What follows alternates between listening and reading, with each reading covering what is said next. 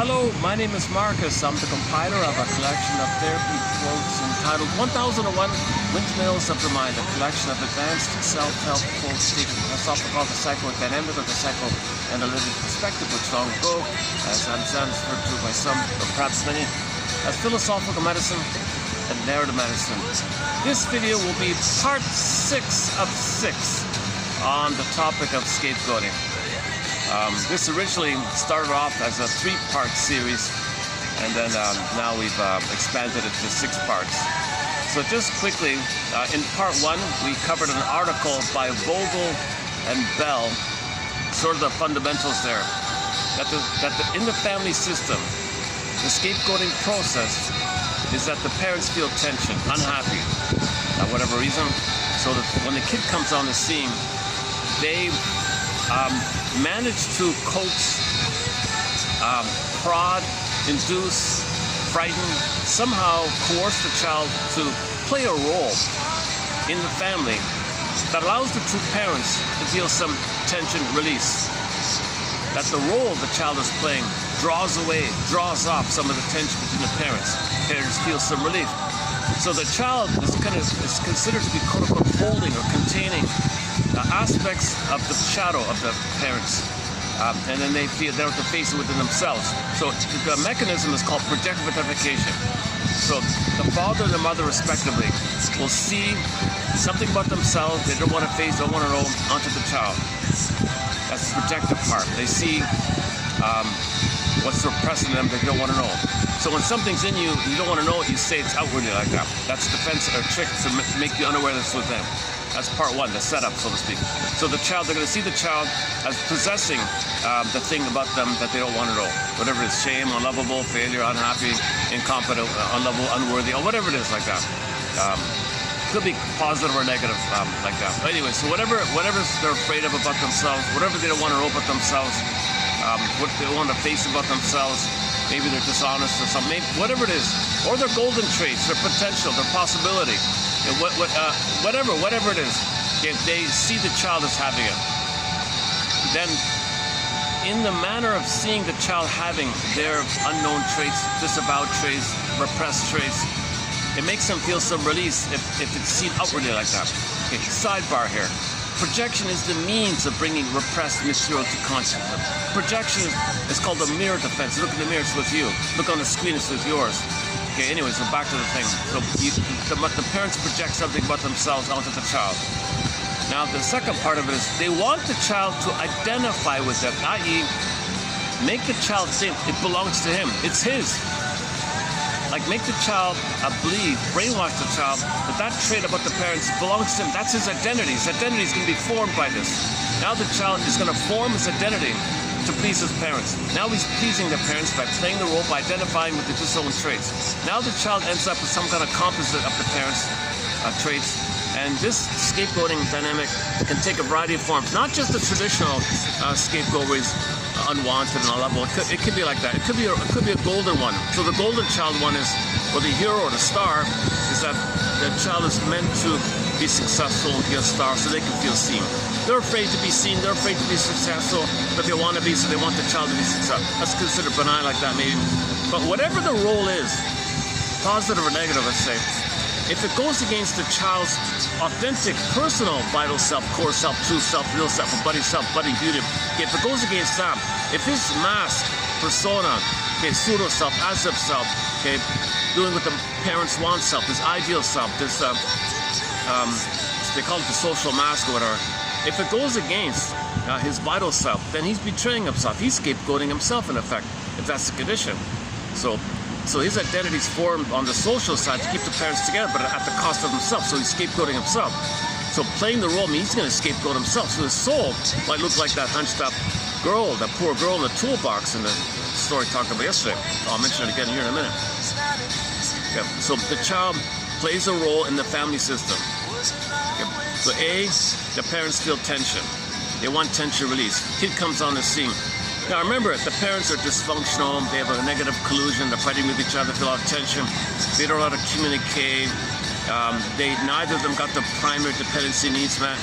They're in a collusion to fight with each other, to still hope to get mother's love in the past. He wants it, she wants it, doesn't work, a lot of tension, a lot of problems like that. They're dysfunctional. So it turns out that many times the parents might actually break up. But when the kid comes on and say, hey, wait a minute, we'll just dump on the kid, it'll make them feel better, we'll stay together. So a lot of these scapegoated kids keep the parents together. They actually save the marriage. A lot of these scapegoated kids save the marriage. They're called savior, like that. Or they're the spokesperson. Or they're holding it. Once again, the holding idea. Okay, another sidebar. The holding idea means, okay, in general, back up a second, in general, when a baby's nursing, he expresses his distress. Okay, the mother's quote-unquote meant to hold it or contain, i.e. understand, have reverie, consideration, attunement, reverie, consideration, love, and understand. It's kind of holding it. Understanding means holding, and then the mother gets it and makes the adjustment and replies. So she holds it, means she accepts it, understands it, and makes an appropriate response. If that's failed with the parents, you see, and then they have this unresolved issue of not being held and seen and mirrored and recognized and so on.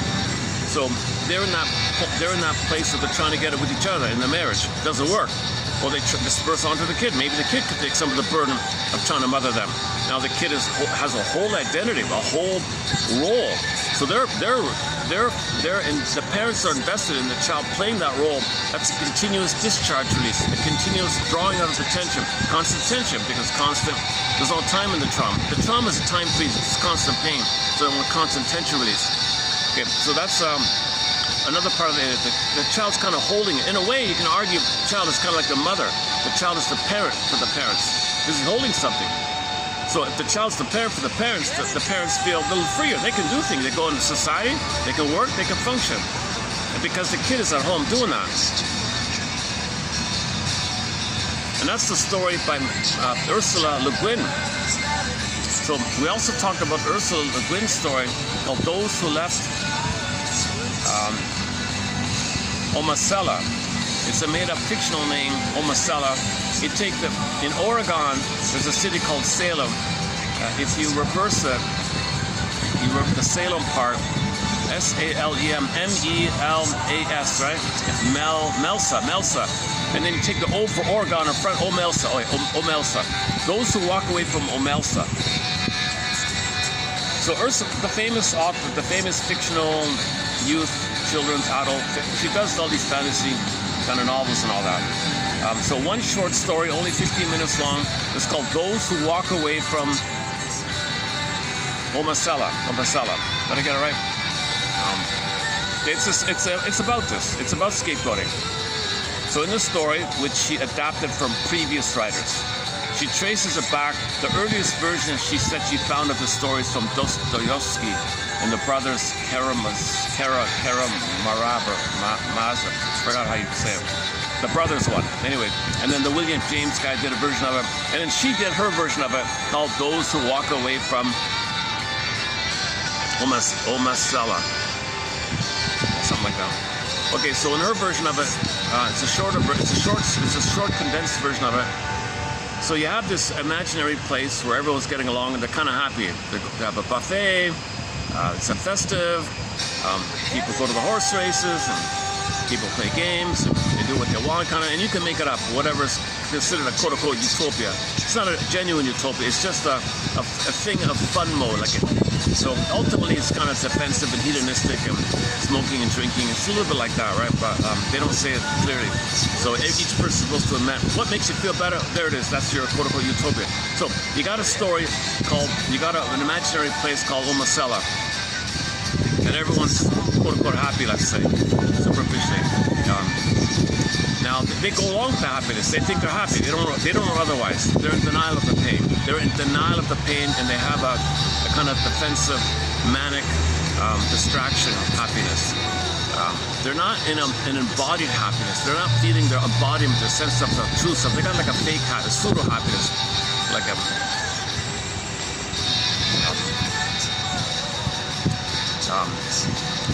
Like if somebody's drunk and he thinks he's happy, is he happy? He's escaping from the pain, right? So they're kind of like drunk in a way, these people. So anyways, these people in the town, Omacella, they learn when they reach a certain age, that their very existence depends upon the fact that in the basement of one of those homes, all beautiful homes, nice homes, in the basement there's a tool shed, like a tool room, a small tool room, and there's a little 6-year-old girl hunched over, suffering, malnourished. She's only fed some kind of mush. She's got a bloated belly, malnutrition. She's in pain. She's whimpering some sounds. She can hardly speak anymore. And she's got flies and bees and moths. It's a disgusting, terrible scene. And she's sitting like that, and no light, no sunshine, and she's a tiny little claustrophobic thing like that. And all the residents of this town are told, the reason you're having a party is because of her. Because of her, all of us get to have fun like this. Because of her. So in the beginning, most people kind of feel uncomfortable, but in the story, most people say, they shrug it off, what can you do? And they go back to their party, they ignore it. Some say, no way, man, no bleeping way, and they walk away. Those who walk away. My happiness is expensive. This little girl suffering like this, she's suffering, that's how I'm happy, because she's suffering. My happiness at the cost of this pain of this little girl? No, you know what way? So a lot of them walk away, or some walk away. Name of the story, those who walk away. Yeah. So this is the metaphor of as above, so below. Okay. So so think about it on a personal, individual level. When the child is scapegoated by the parents by playing a role, his soul is going to be like, the soul is the feminine, the animal. That's why it's a little girl. The girl is feminine, anima. It means soul, feminine, moon, being. Usually it's a princess for the soul. So on an individual level, when a person recognizes, usually in midlife, that their soul, their own personal soul in the dream world, in the unconscious, is kind of symbolized like that hunched out pain girl. When you realize that's the condition of your soul, what do you do? Do you shrug it off and go back and drink beer? Or do you say, what the hell, I want out of this, I want to change. I want to heal this, I want to face this, I want to admit this, I want to thank my soul, I want to walk away from the old status quo, I want to walk away from this perverted thing of pleasure at somebody suffering. This is ill, this is sick, I want to walk away from this and find a new way.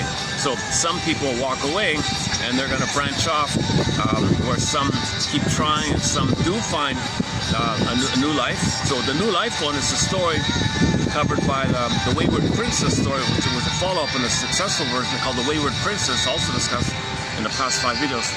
So those who walk away. So that means at midlife, what do you do when you realize you're narcissistic or dysfunctional or living the unlived life, something's missing, something's off, you're not really, you feel like something's missing. Well, the missing feeling is that because your soul, your embodiment makes you feel richly embodied, real or life called the soul and embodiment, that's missing. You feel that's missing. Well, that embodiment of yours is that exiled, repressed, buried deep down, whimpering little girl like that. That's your soul. So what do you do at midlife, right?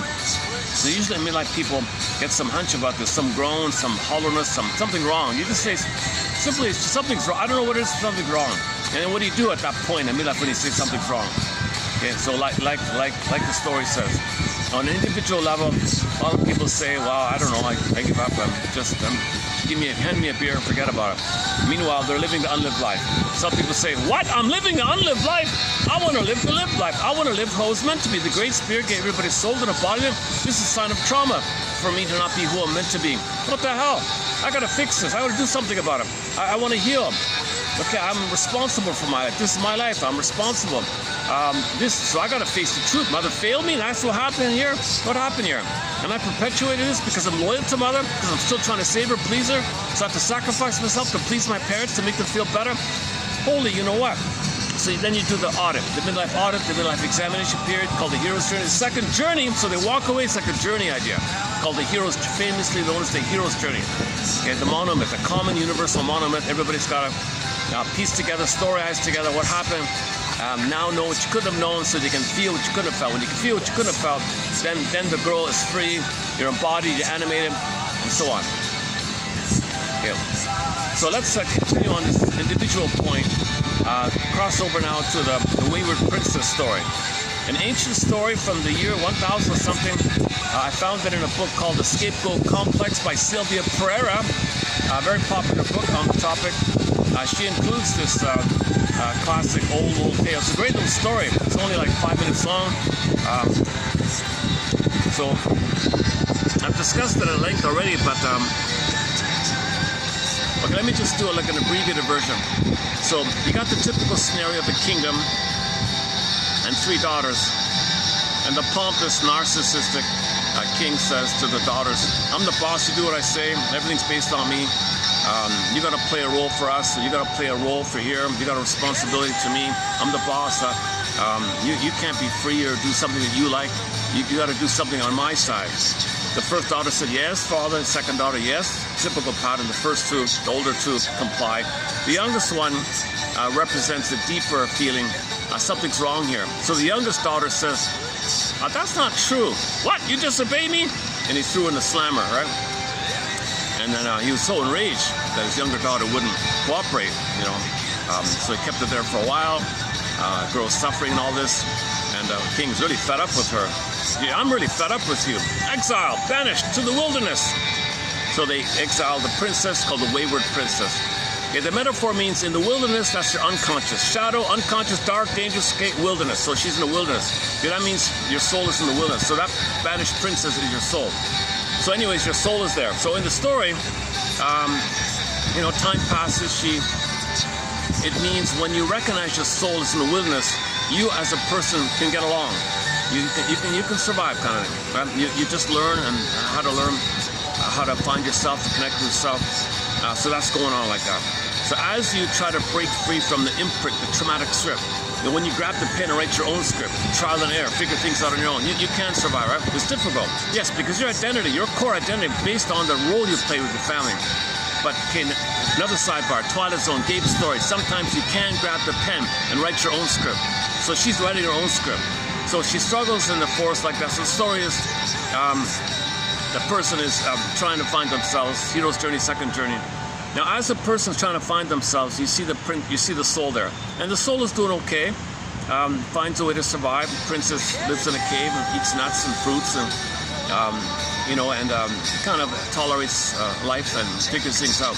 So that means that the person that's a metaphor for the dream world, the inside world. The fairy tale is inside. So that means the person is consciously trying to find themselves. So inside you're okay. Your soul is healing. Now, when your soul is healing, when you get to a point where you can now do from your feeling, when you reconnect, when you reunite with your authentic self, your vital self, your core self, your embodiments, your sense of self, when that's going to happen, the images, the prince appears in the unconscious. That's the energy whereby you're going to now do from your feelings. So the prince appears on the scene. "Hey, beautiful princess, wayward princess, I'm in love with you, marry me." Come with. So they marry, okay, and then that's the moment, that's the spark, or the kiss of Snow White, or the marriage in fairy tales, princess and prince, or prince, queen, and king and queen. That's the union of yin and yang, feminine, masculine, moon, sun, night, day, okay, beingness and doing like that. So then you see that's a healthy outcome. That now you can do from the feeling, from the vital self. She's the vital self. She's the core self. She's your soul. Now you can do from the soul. That's the proper way. That's what you want it. The first 2 sisters, okay, they're stuck in the game, pleasing the parent, playing the role. They lost her. They're not there yet, right? So in the story, she's considered the healthiest one. I mean, the one yesterday's cool. Anyways, so in this, back to the story, Wayward Princess, the couple there. Okay, so in the dream world, in the wilderness, there were other misfits and undesirables, so to speak. Okay, that's a symbol it's a personified symbol, everything about yourself that you don't accept. Misfit, undesirable. About yourself, something about you don't want to know. The personification of those characters. So the couple built a kingdom, including those characters, absorbing in them. They're very inclusive. Everybody, all those misfits were included. So you're linking things up, you're connecting with yourself, you're owning, re-assimilating. Now, with the new kingdom, meaning the person, the kingdom means person. So now a new person is coming. That's the rebirth motif, born again motif. Okay, that's the virgin birth. Now you're having this new life, new you kind of thing. The death of the old ways, the birth of the new ways. So the new way was a new castle, new thing there. Okay, and that person was healthy and happy.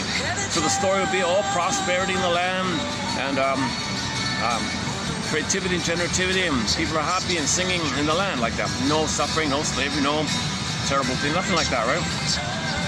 So the person is healthy because they include all those denied traits, those wayward misfits. They're all in there. So the castle is built up from the unconscious. So that means you included those denied things. So the castle was built up from the wilderness like that.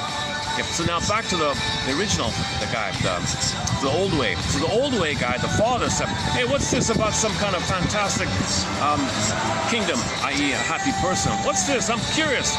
I don't get this. How can they? What does that mean, a happy person? My old way is the right way. My narcissistic greed and entitlement, that's all there is. There's no other happy. I don't get what. So he's curious. So the king is curious. King in the other land, the original, is curious. So he journeys across to visit this new kingdom. He's kind of curious, right? So they welcome him in. He's led to the throne there with the princess and the prince at the thing there. And the tradition is, in these stories, he's bowing or something to the throne or something. He looks up and sees on the throne this handsome guy and his daughter, the daughter and the handsome guy, this couple there. He's going, whoa. The daughter murmurs to the father, you see, father, I can choose my own way, my own fate, and I can be myself, and I can be who I'm meant to be. I'm born to be who I'm meant to be. You see, Father, I'm born to be who I'm meant to be. A person can choose their own fate, and they can make their own choices. I'm me now. Okay, that's sort of the end of the story like that. Great little story, great little story. Okay, back to this Ursula Le Guin. So I said before, with Ursula Le Guin, there's an as above, so below, right? Oh, by the way, myths and fairy tales are code for inner dynamics. So the fairy tale is all inside, okay? Not literal on the outside. But in the one with Omacella, it is as above, so below. Because Ursula Le Guin concluded by saying, in the reality, in the outer world, it's real. So we have an individual personal version where our soul is exiled, the tool-shed girl, and we don't care. Most people don't care. Some people try to care. They walk away, they try to care like that. Now, in the outer version of this Omacella story, we have this on the outside. We have billions of people suffering in pain. The starving children in Ethiopia, you see it on the TV. We have it there, bloated bellies, starving mountain flies. We have it there. A lot of people shrug their shoulders. What do we do? A lot of people feel helpless. Some people try to do something. Some people say it's painful. I don't like it. It's there. We have it out there. It's going on like that. It's called the plunder system, the pillage and the plunder. So just as for the individual, the child's soul was exiled and plundered and suffering, outwardly, there's outward, out as above, so below. The outer is a reflection of the inner. So in the outer world, you have most people, 80, whatever it is, 80% kind of is suffering. And the 20% have a party at the expense of the 80. I'm just ballparking it here. I don't know exactly. But that's what we have. We have 20% people going to the horse races and drinking champagne and just getting drunk or whatever, or doing what they do, kind of thing. At the expense of the suffering of all those children. And some people, and most people, in the 20%, of course, in the beneficiary called the scapegoaters. The scapegoaters say, "Well, I don't get it. I don't know." And some people try to be conscious of the situation and realize this is not right. And the ones who are conscious, in the 20%, those who are conscious, they're meant to be kind of like a bridge, because they identify personally with the scapegoat side, because they recognize the wounded soul themselves. So they identify with the wounded people on the outside because they have a wounded inside. So they recognize the wounded soul, so they can identify, have empathy for people like that. So now these become quote unquote conscious types, let's say, conscious scapegoaters or conscious scapegoat, whatever. They're conscious. Whoever's conscious. So whoever's conscious on both sides, let's say, they're meant to be a bridge. They're meant to be a bridge to communicate between the sides, whereby ultimately the journey, it seems to be that the people who are scapegoated, are they aware they're scapegoated, number one? The people who are the scapegoaters, are they aware that they were also scapegoated, but they made the Faustian deal, and they think they're going to undo having been scapegoated by being the scapegoater. Being the scapegoater doesn't undo or master having been scapegoater. That's called making the deal, the Faustian bargain, the Faustian pact, the Taliana feeling, the revenge feeling that happened to you. So the scapegoaters were scapegoated as children, and they scapegoat other people because they don't remember they had been scapegoated at home in the nursery. So the age of consciousness, the age of insight, the age of self-awareness, that I think Ruben Fine says we should just say it. We're in the age of awareness, the age of insight. The insight means self-knowledge, self-awareness, self-knowledge. He calls it the age of awareness. The age of awareness. I'm wondering maybe we should call it the age of self-knowledge. How about that? The age of self-knowledge. Because if we get self-knowledge, insight means self-knowledge. One sec.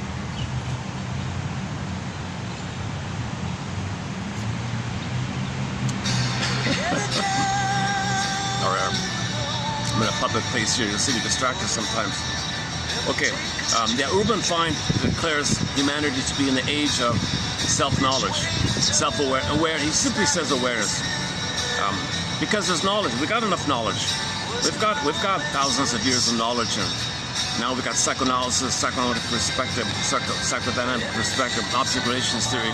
We've got hundreds of models based on Mr. Freud's inspiration of compiling what he learned from the past, from the philosophers and poets and the Goethes and Ibsens and the Confuciuses and all the philosophers back then. So he kind of compiled things and made it more clear that there is an unconscious, and in the unconscious is an internal working model, a schemata, blueprint, imprints lead to blueprints, maps.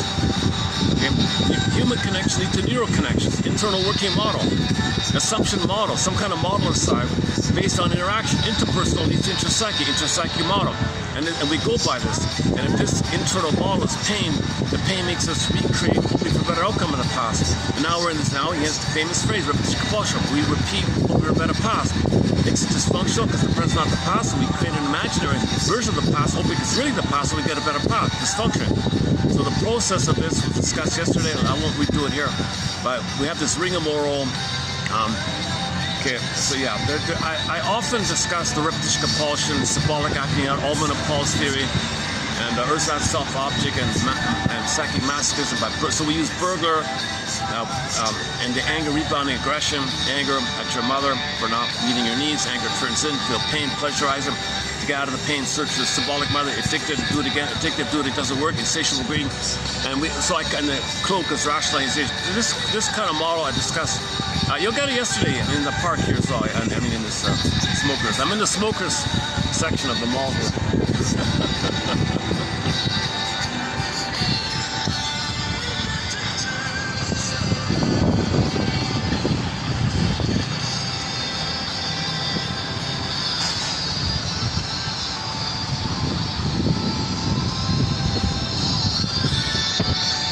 I don't get into the details of the plunder system. We went from village to pillage and tolerant to prejudice, and we're in this mode of eating up the planet as fast as we can. A quick thing to do is play the song Big Lie by the singer Rick Emmett. We're eating up the planet as fast as we can. Okay, the other song is Call It, Fill in the Blank by the folk singer Bruce Coburn. Call it, okay, fill in the blank. If you look at the lyrics of that song, you'll get a quick 3.5-minute summary of the pillage and the plunder system. It's dysfunctional, it's psychotic, extremely primitive to eat the planet because we weren't nursed properly, we weren't soothed properly, and we turned to the planet for that. Plus we identify with the aggressor and reject the planet the way Mother rejected us, so we gobble because we need and we reject. So we're doing a double thing. We're shaming the planet because we were shamed, but we need the planet, so we gobble and we shame, we hate, we need, we destroy because we. So now you got envy, called grendy. You search, you can't accept because oxytocin's too low, but you got a compulsion to get mother, but you can't accept it. But seeing goodness makes pain, so wreck it, but you got to search and wreck. So we're in envy mode. So we're searching to wreck it. That's our homeostasis. that's our tie to the mother, this status. So this status of the mother, who hurt us so much and caused the pinner to color and the emotional body to be exiled, little child in the tool room, makes us in pain. When there's pain, you repeat, hope for a better past. So we are unknowingly trying to get a better childhood past. Conclusion: give thee all hope for a better childhood past. Consent and admit your mother failed you. You were betrayed, not on purpose. She unknowingly is doing the same thing to the kid. Okay, the secret's under the pillow. Remember, the soul's in the Iron John story. The soul's in the cage. Where's the key? Under mother's pillow. Okay, she doesn't know she did it to the kid. The mother's soul is also in the cage. The key's under her pillow. Nobody knows this. That's why we got to enter into the age of self-insight, self-knowledge, self-awareness, self-reflection. Man in the mirror. Michael Jackson, man in the mirror. Okay, the phrase inside out. You want the out better? Well, look, heal the inside out. The out reflects the in, kind of thing. Yeah, it's funny. I took a second coffee. I took 2 coffees today. I noticed the difference with the caffeine. Okay, enough about the caffeine report. Actually, it was recommended that people don't come out today because it was considered to be a heat warning or something. It's 38 officially, and with the heat factor, it says 43. Luckily, I got the fan. There's a bit of a breeze, so we're holding up here. Only 30 minutes, class? Has this been only 30 minutes? Oh my God. Oh, we got people coming here. All right. I sat more in the corner this time, so maybe I won't worry about the people passing by. Okay, let's wrap it up with Ursula Le Guin. So those who walk away from Omosela. Okay, so she said this parable about the happy town at the expense of the suffering child, and most tolerate it, most don't know what to do about it, so they just put up with it. A few walk away. Okay. Likewise, the world, okay, you got 80% in poverty, and most, whatever, deny, make excuses, rationalization. Some try to do something about it. So just as in the outer world, you've got teachers and authors like Le Guin, like William James and Dostoevsky, and Ibsen and Goethe and all the other authors and writers and philosophers and teachers. Anybody in the arts and humanities that's trying to help you make the outcome. Mr. Freud, of course. Even Mr. Young to a degree. I got a question mark on Mr. Young. But anyways, we got thousands of analytic authors that help you to raise self-awareness. So everybody out there that's trying to help you raise self-awareness in an authentic way, not in a cynical way, that's a Trojan horse for something worse. That's a cynical use of self-awareness to hook you in, to plunder. That's what I think the Jungian thing is about. Religion is a tool of a plunder system, a Trojan horse, and Jungian is a kind of a version of that. Yesterday's topic. Because yesterday there was a quote about some multi-billionaire plundered a planet, plundered a country, everybody's suffering, and he said, "Oh, don't blame me. Blame the primordial archetypes in the collective unconscious." Oh, give me a break. So he made some abstract intellectual idea and blamed that, so it doesn't feel. That's an excuse. So Jungian psychology offers pillagers and plunderers an excuse to make them unaware of their feelings. Just keep it in the head. When you don't feel, you're spinning in the head with excuses. So it's a very intellectualized idea, although it's talking about soulful ideas. So that's the theory from yesterday. Check that out, yeah. Could be updated. Oh, sorry.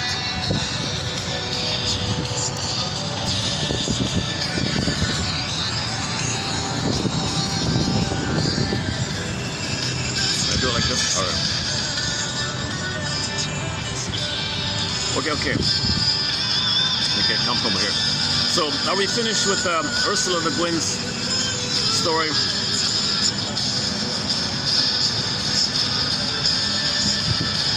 Okay, now the people who are conscious, I don't know about this. This next part here, I really don't know.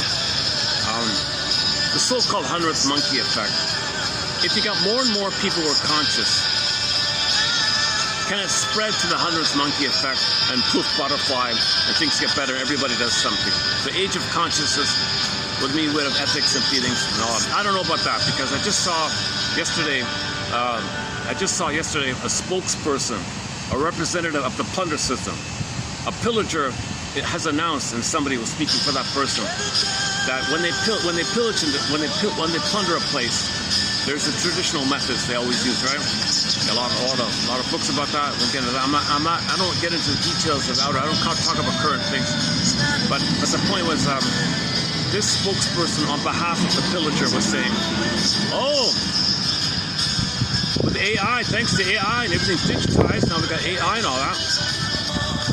The pillaging will be in a new way or something." So if anybody doesn't agree to be plundered and be in debt and all that stuff, well, we have AI and digital technology, AI technology, to shut down everything, and then they have to comply, and we'll turn it on for them. So just with a switch kind of idea. So he's saying AI can automatically be more efficient in plundering. So we're just becoming more efficient in eating up the planet faster. That's what somebody said. AI just accelerates what you're doing. So when there's technology, it just accelerates. Now we got new technology, it's just accelerating. At the same time, age of awareness. We gotta raise awareness of ourselves to know why we're plundering. Why are we plundering? Why are we scapegoating? Can the scapegoaters understand that they are trying to know themselves that they had been scapegoated? Some smokers disappeared. So I think the conclusion is, people who made the Faustian deal, that's the tie to the mother. That's their connection. They don't know anything else. It's just the attitude is jungleism. My greedy, your greed, either or, either be. It's not at the table on the menu. So they're operating out an archaic issue of the survival brain. We're not meant to be like that. It took millions, tens of millions, hundreds of millions to grow the mammal, or maybe billions, whatever it is, and we grew the cortex. You know, so we're way evolved from the reptiles. Come on. But that's the thinking of the eater be eaten. It's a jungle mentality like that. And it co-ops, and see, when you're traumatized, survival, it co-ops your cortex to provide cover for the eater be eaten mentality. And we're kind of like that. That's the Osella idea. That's why there's so much tension. And what do you do in this tension? So scapegoating is part of the plundering. When you want to plunder a place, all you got to say is, "Hey everybody, when you were traumatized yourself, you were angry at your mother. Your mother rejected your anger. Your anger turned in on yourself. In your theater of the mind, there's a monster, a threat to you. There's an inner threat. All I'm going to say to you, bing, bing, bing, over there, there's a threat. Really? Then you disperse, tension release of the threat outside. You externalize, project out the threat in your mind. You feel some tension release. So most people go along with the propaganda that something out there is a threat.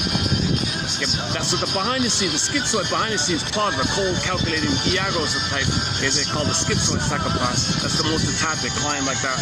And all they do is say, "Hey, there's a threat over there." Okay, fine, right? They feel release. That allows the plundering and the destroying. Now, the plundering is to see goodness damage. The purpose of plundering is the mandate to greed to get mother. But you can't accept mother because oxytocin is too low with trauma. So you gotta wreck the goodness. But you gotta search for the goodness. You can't accept it, so wreck it. Search, wreck, and now you're in the stat. That's why we're eating up the planet. It's a great line by Rick Emmett. One of our musical voices in our soundtrack here is the classic rock band Triumph. When Rick Emmett left, his first solo album was called Absolutely. His first single was Big Lie. Great song, Big Lie. His second was Saved by Love. His number one hit as a solo was to Saved by Love, Saved by Understanding, Saved by Insight, Saved by Awareness.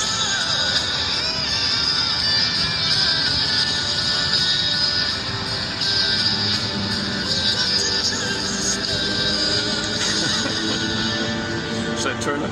Great song, Aim. Turn This Love Around. Haven't played this in a long time. Turn This Love Around by the band RTZ.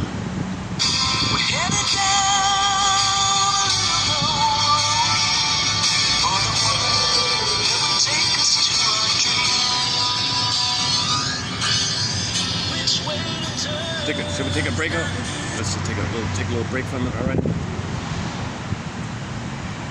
I haven't played that in ages, eh?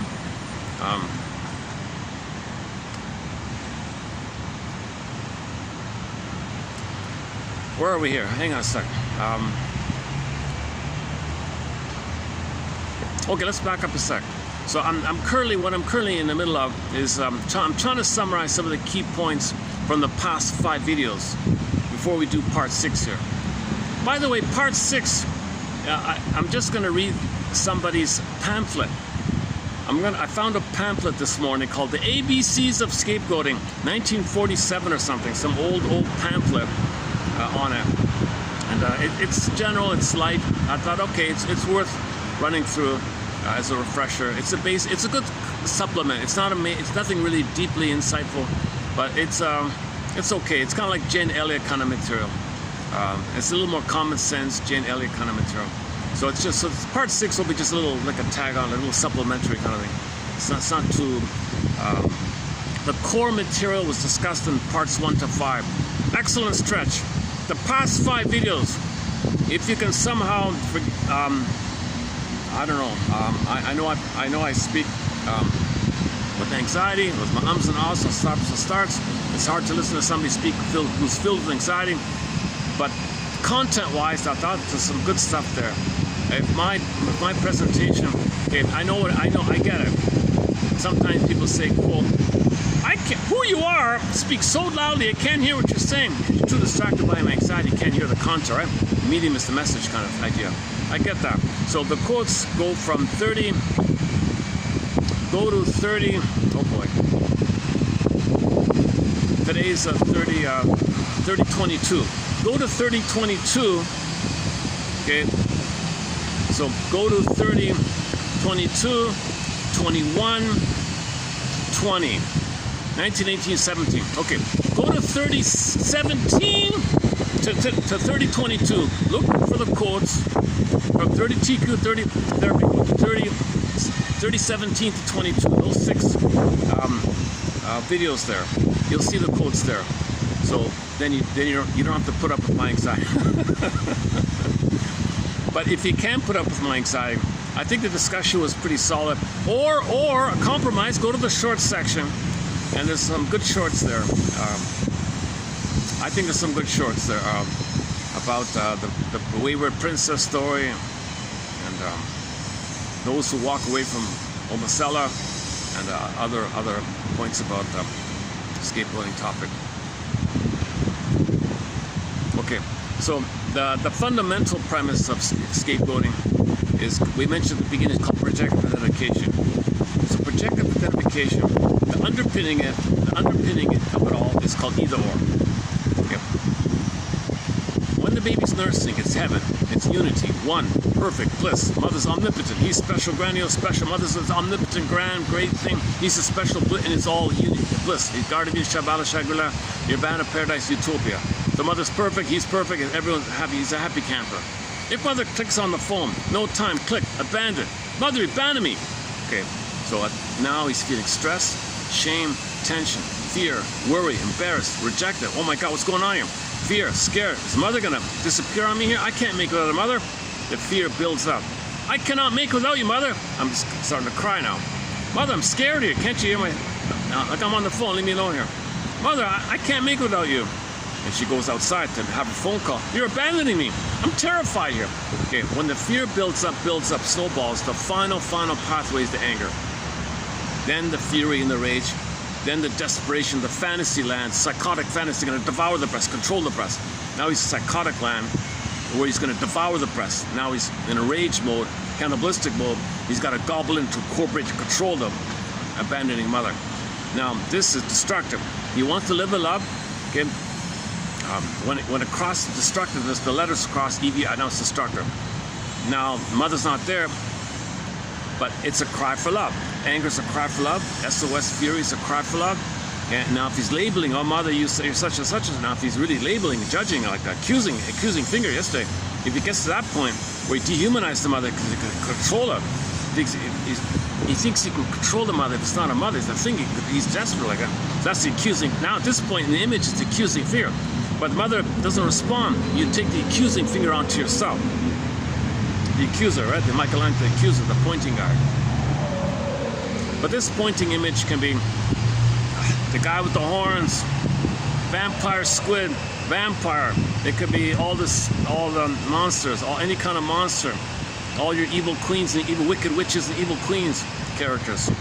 Any kind of entity that's in a rage wants to gobble you up. Or the guy pointing the finger, demanding, you gotta It's the baby saying, "Mother, love me. I'm demanding. You're not doing right. You got to be there for me." So that turns out to later on, nothing's perfect. Got to be perfect. Nothing to do with. So he's always in an angry kind of mode, like that's going on yourself like that. So you're angry at the mother, rebounds in yourself. It's a monster or accusing figure, like you're blaming it. It's called the inner critic, like that. Or so that's called monsters of the id. So the accusing finger guy really is a monster of the id, really. But it's a symbolization. It's like a Picasso. It's not real. It's Picasso in the psyche, in the dream world. Alice Warner. It just stands and it represents your anger, rebounding yourself. But the anger is a cry for love. So hating yourself is crying for love to mother, like this. Okay. So now when that happens in the baby's brain, he's got to think mother's good. So he splits whatever memory of mother of the blissful time, as the good fairy god, the memory of the utopia. There's a good mother. Or makes it up, or somehow mother must delude him. He's got to believe mother loves him. Okay, that's for survival. He splits that, whatever's going on in the psyche, however, whatever's going on, the conclusion is mother must be amazing. But the reality is his anger's attack him. Split it off, deny it, separate psychic bin, compartmentalize, disassociate, disavow, bury, keep it separate. Okay, that's the idea that you don't want to quote unquote contaminate your need for a loving mother, and your anger feeling in for mother's absence, attacking you is the bad mother now. The monster is the bad side of your mother, but it's exaggerated because the baby's so small, helpless, powerless, no motor skill, totally dependent on the mother. Mother's seen as the giantess in the nursery, in a small baby size. Look how many times much bigger the mother is. And she has all the power, and the baby's totally passive, dependent on her. So in the mind, things are wildly exaggerated. It's got a monster attacking him like that. So this is, to not quote-unquote contaminate, he keeps it separate. It's called either or. Okay, this is called either or. Now in the mind, okay, this is adversarial, oppositional, jungleism, either or. Mike really, it's a kind of a jungle survival thing. He's fighting with his own anger, so it's jungle. Okay. If this is still in the psyche post age 4, if the mother's consistently misattuned, consistently narcissistic, consistently BP, consistently schizoid, consistently depressed or wave narcissist, turtle narcissist, codependent narcissism, if she's consistently hysterical or depressed or paranoid or impulsive or acting out, obsessive, OCD freak, if she's whatever it is on her end, yeah, this is strain on the child, strain on the child. He maintains either or, maintains either or, maintains either. That's the coping way to deal with stress. Either or. Either or is the primal, is the raw most rawest, most quote-unquote primitive way to deal with stress. Either or. It manages things, right? Mother must be good for your survival. Reality, pain, no, something separate. So the monster is not your mother, you think. It is your mother. It's a part of your mother who refused you. It is your mother. You know, so no, that's a monster. It's separate. My mother's all good. This is all bad. That's something else. So this is a violation like that to use this thing. Theory is babies might temporarily do this for a little while because mother's perfect, but over time, with mothers consistently being more loving than shaming, more loving than frustrating, more, like it's a scale thing, more generally quote-unquote good enough, then it gets to us all, oh, I get it now. Oh, I see, mother's both good and bad, loving and frustrating, and it's one person. So then this is called the depressive position, where the mother's seen as one person. That means the child is seen as one person. So now in the psyche, you got mutuality, people to people.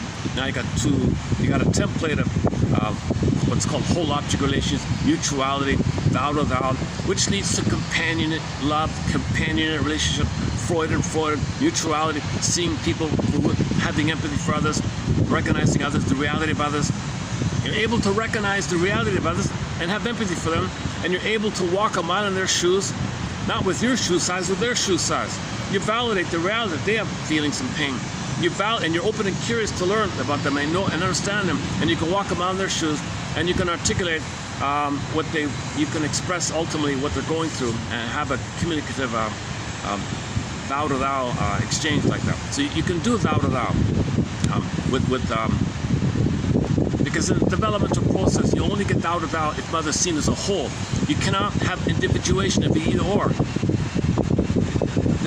Person to person is whole to whole. Like splitting precludes identity. Splitting precludes mourning. Splitting precludes development. Splitting, psychic splitting, either or precludes or prevents the completion of your dependency needs. Your dependency needs need to be completed before you get to secondary dependency. The secondary dependency That's the mutuality companionship love. So first you got primary dependency. If that's failed, click, click, either or. So the click, click, either or means you're frozen with unmet primary dependency needs. Okay, for more on the topic on the distinction between primary dependency and secondary dependency, go to Tess Forrest. You can type in a search engine Forrest, double R, Forrest here. Excellent quotes. We posted 6 articles of hers. Is that right? 6, yeah, 6 articles of her. And 9 from her husband, Joseph Barnett. Those 15 articles discussed here just last month has won a Golden Windmills in the Mind Award. Excellent material. Man, oh man, we did some great stuff recently with Barnett and Forrest.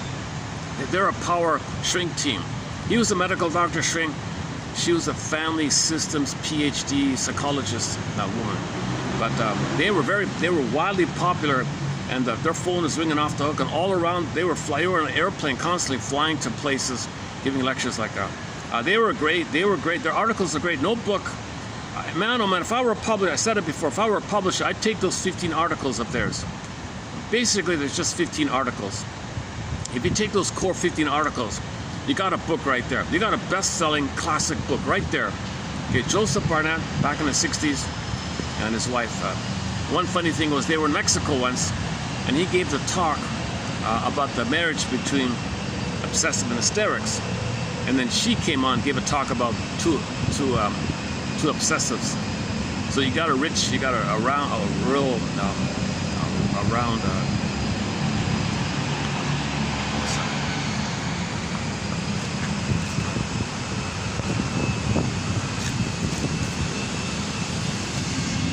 one good thing about the heat report is fewer people.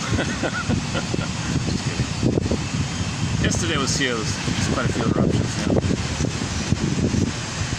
What's today? Wednesday, right? Luckily, I'm holding out. Luckily, I got the combination of a bit of a breeze, the fan's still on. It's going to shut out in 10 minutes. Okay, let's keep going here.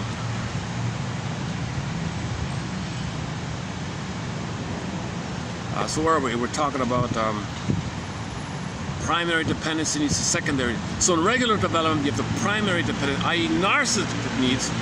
So the connection, the safe connection, okay, that's your dependency needs. Your primary dependency needs, okay, is up until 18 months. It's the oral phase, it's the oneness phase, the world's my oyster phase. You're one with everything, one with the breast disperses to the world, so the world's the breast. You still kind of set to say all about you like that. When you're allowed this solipsistic phase and you're not crushed for it, if you are crushed for it, then you're frozen there. You see, that's the problem. Then either or, you go through life with either or. And then you go through life with the jungle mentality. There's the problem. So your soul pinned in a collar, the soul suspended, exiled, you don't know about it. So once again, at midlife, you realize it happened, then you walk away from the repetitive, because you're violating yourself, you're scapegoating yourself when you walk away. I mean, when you don't walk away. Using the stories reference. Okay, that's the whole topic about the development of Margaret Mahler and all that. The womb utopia, extended social womb 4 to 5 months. He starts to walk, he has motor skills, but he's still in a oneness phenomenon. So he disperses the breast onto the world. The world's the breast, so the world's my oyster idea. But he's still center stage, all about him. It's called the grandiose self, infantile megalomania, magical thinking, magical, he thinks, he's kind of a magical land, like but he's allowed to have this. So mothers shouldn't rebuff him for it, don't punish him for it, just keep him safe, distract him. And then at 18 months, the reality kicks in. Oh, okay, I now get that I'm a person, mother's a person. Now that you've differentiated from the mother, okay, the second part is individuation. Okay, knowing what's unique about you, trial and error, rapprochement phase, explore, now voyager, seek out for it.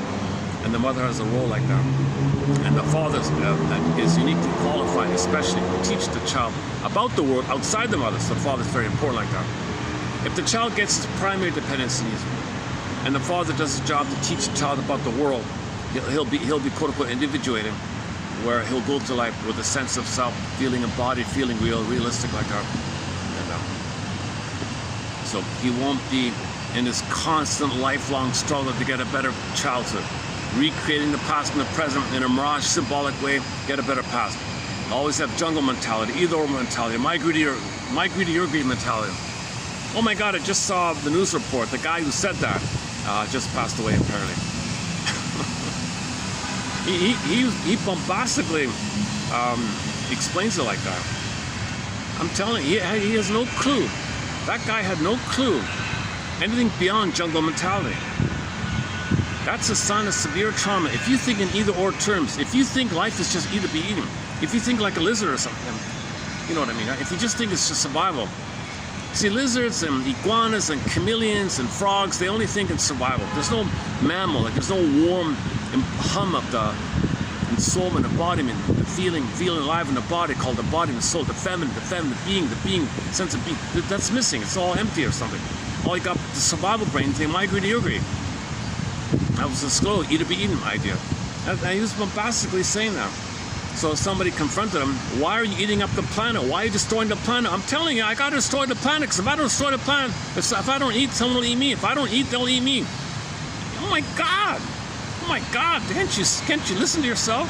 You sound like a... If a chameleon could speak, that's what a chameleon would say. What the hell? You're a human being. You're a person. You're a hominid. You're a member of the human family, Earth family. You're a human being. Can't you see? Can't you see? Can't you see?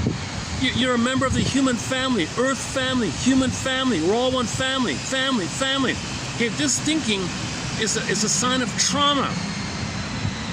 Oh, is that what it is? Okay, then now you begin. Your soul is like the wounded girl. Now you go on the journey, right? And part of the journey is realize the trauma did take place. The greatest hurt of all, mother failed me. Mother, you betrayed me big time. You didn't hold me and nurse me. You ripped away the cord. You ripped away the placenta. You separated me. The hormones were I couldn't bond to you. You broke the bond. You put me on a scale. And a lot of children, the number's much higher than I realized. A lot of children are put on a torture board. Okay, I don't talk about circumcision trauma, the hidden trauma, but that's a key topic. Out of my zone, I'm not a medical doctor, so go to Ronald Goldman on YouTube. His book is called The Hidden Trauma, Circumcision, The Hidden Trauma. Man, oh man, that breaks the bond big time. That's a huge betrayal. That immediately will create either or. Whoever, I'm not specifying, just... So you gotta investigate. Once you realize you're traumatized, you gotta be a conscious scapegoat. Now, if you're conscious of your trauma, whoever, wherever, it doesn't matter. If you're conscious of your situation, your quote unquote, your meaning is to kind of bridge and teach others what you learn, because you're kind of like the spokesperson for traumatized. If people are traumatized, it's kind of like the system. It's kind of like we're trying to heal. So the people who are traumatized, who are able to speak up, you gotta listen to them, because that's why they're so traumatized, because they want to find out the secrets and communicate it, kind of thing. But usually they're very anxious, like myself. Very few people become fully healed after they recognize their trauma. They're interesting people if you meet them. I think I met one in my life. I think I once met somebody like that. He was very traumatized himself, and he seemed to do he had a lifelong spiritual practice, something, and he seemed really embodied this character. A lot of people were drawn to him, and he animated a warm quality about him. He felt very warm and safe around him. This is a couple of years ago. A lot of people have hypertension, and they're your fantasies. Eat or be eaten. Everybody's tense like that. If they get married, all scapegoat, and they feel tension release. So we got too much tension like that. Trauma creates too much tension. Oh, my fan. Oh no.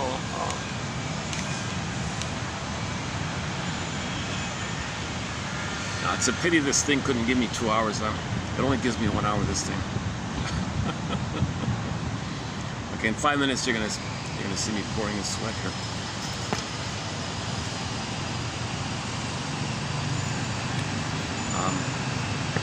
Okay, never mind about the optics here. I want to get the content out. I want to get Mr. Alport's brochure. I never knew it existed. It's a good solid elementary 101. It's meant to be an elementary 101 topic on scapegoating.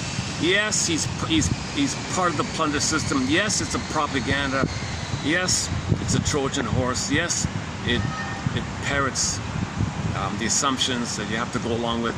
So I just isolate that part of it all. He wants to keep his job, I guess, or he's cynical. I don't know what's going on. But I just want to take the content, the educational portion of his essay and focus on that and put aside his propaganda agenda.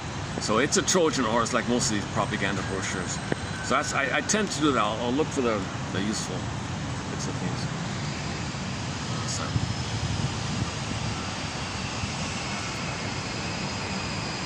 Why don't maybe I can play a song or something. Hang on a sec. And the road wasn't always what it seemed.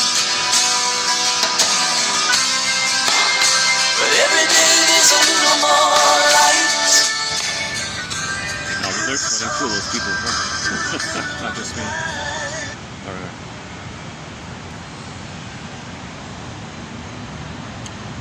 Okay, hang on a sec. Let me settle in here. Let me finish. Let's go back to the either or. Let's finish up the point of a psychic splitting projection, and then projective identification, where you assign the role to the kid.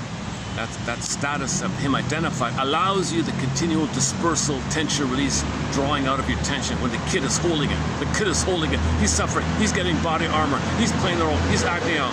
You know, sometimes when the kid's in one version of this, there's so many versions of the scapegoat or role.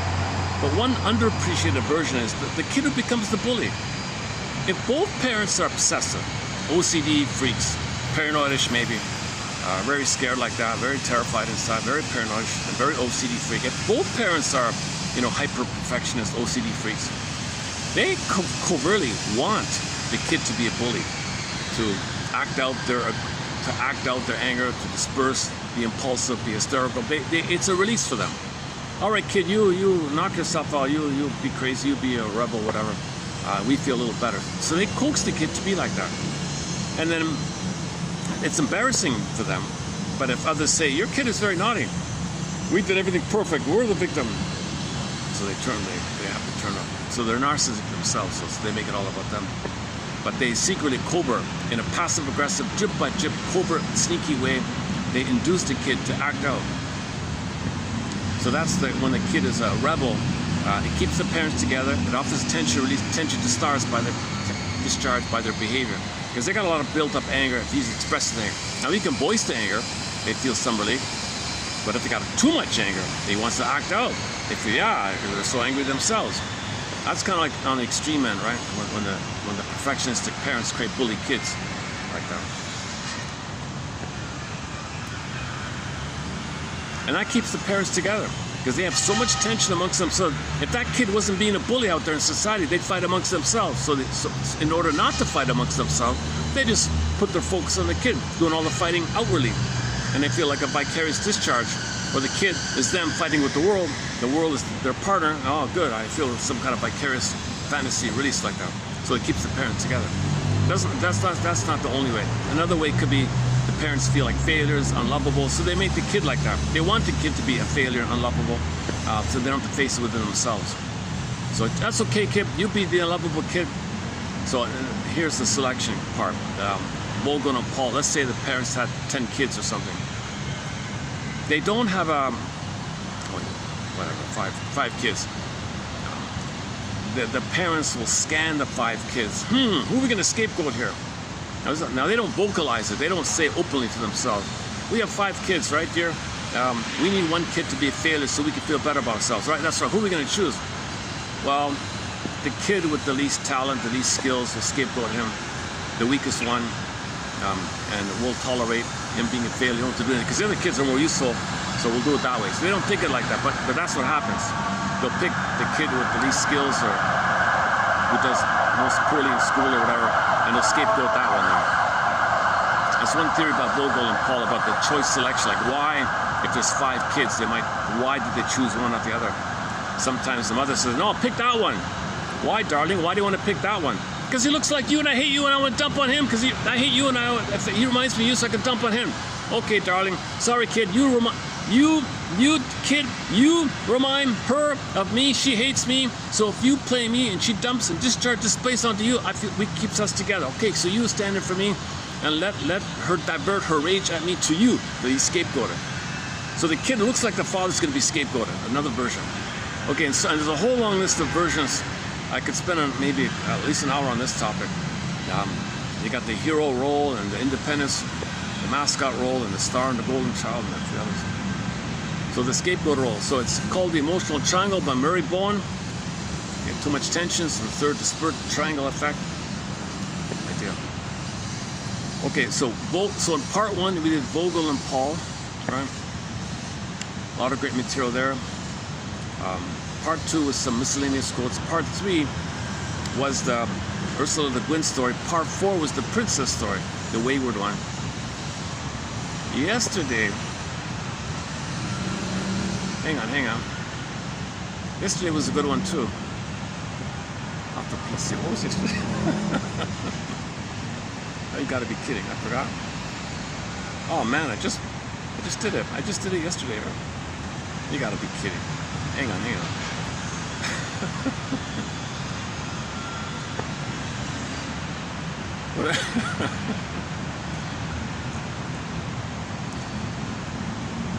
Okay, hold on, let me dig it up. Oh, what was yesterday? 30-21, right? Oh, Pereira, yeah, Pereira. Okay, the book by Pereira. And a self-help book by Mandeville. Okay, so miscellaneous ones, mostly by Pereira. Yeah. So yesterday was mostly the Pereira book. Okay, now let's. Okay, so now that's a recap of the parts 1 to 5. Now let's do part 6 here. So this is yeah. So in 1947, a professor guy put out a pamphlet on behalf of his university. Now we have a few quotes from this author, because I didn't know this, but his main book is called The Nature of Prejudice, and it was an expansion of this article. So it started with this, and then everybody wanted more, so he created the book called The Nature of Prejudice. It's a thick book, it's very historical, hundreds of pages of who did what to whom kind of thing. But he does talk about defense mechanisms. So on that section, chapter 24 was it? On projection and either or and reaction formation. So I discussed his take on the defense mechanism. But this is the prequel to it, this little booklet here called this has been reprinted and reprinted by various people. For example, this is, look at that, 2021, right? This one here, Martino Books.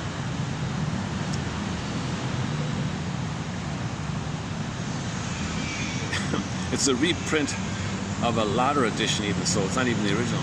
But it looks totally the same to me. From what I could tell, it's the exact same thing. So I'm just gonna read a part of it. I'll just read a part of it. So I've just plugged out a part of the brochure idea. Okay, so let's begin part 6. From the earliest times,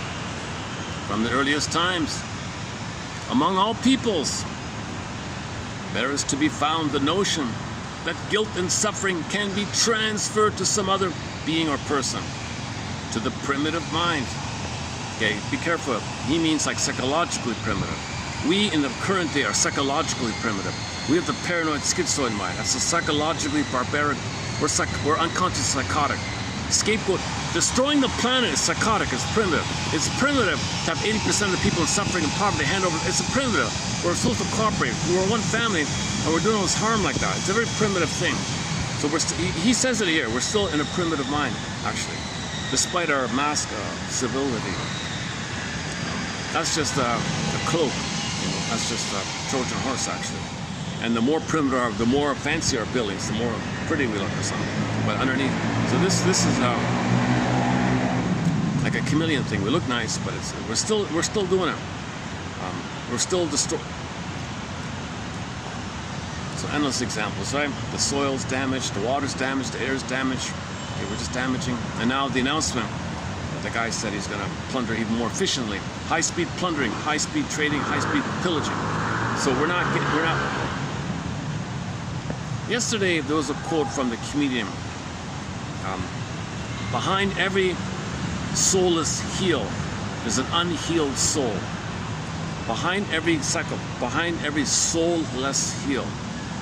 You know what, right? Oh, he says we got to go from. How do we go from A-hole to B-hole? Behind every soulless heel, there's an unhealed soul. So this is the issue.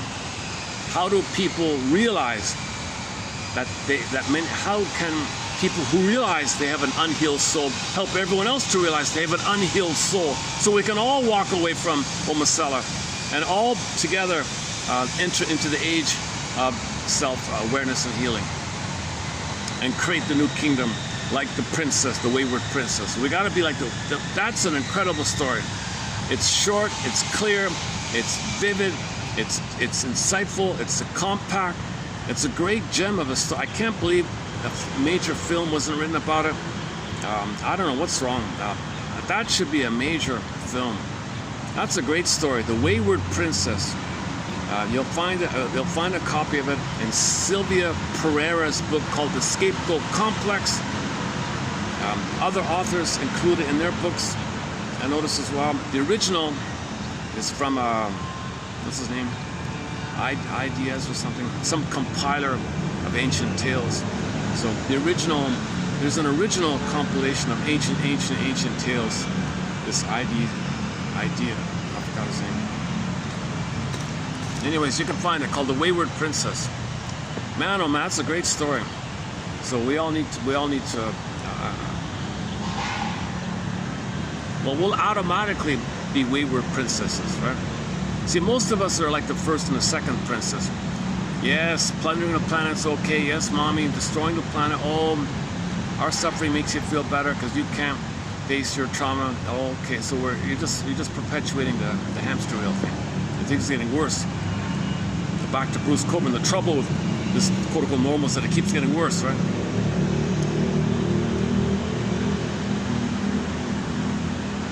Although it may look temporarily better for a while. After you plunder a place, you can make some nice things, but you're still plundering it.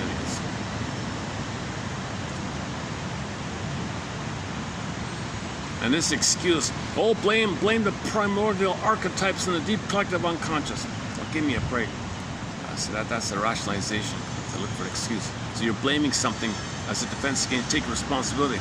That's a clue that there's pain. When you make excuses like that, that means you're not looking in the mirror. Everyone is meant to play the song Man in the Mirror by Michael Jackson.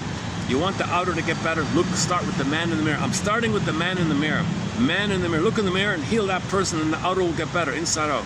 The outer will get better when the inside of a man gets better, then the outer will be better.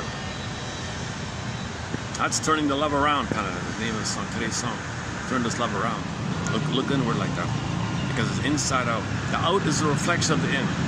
If the out is we're plundering, we're destroying, well, that's because inwardly, our anger and our mother's attack on ourselves, we're being destroyed, our soul is being destroyed, our soul is being plundered. Inside our anger, which is a cry for love. So destroying the planet, believe it or not, is actually a cry for mother's love.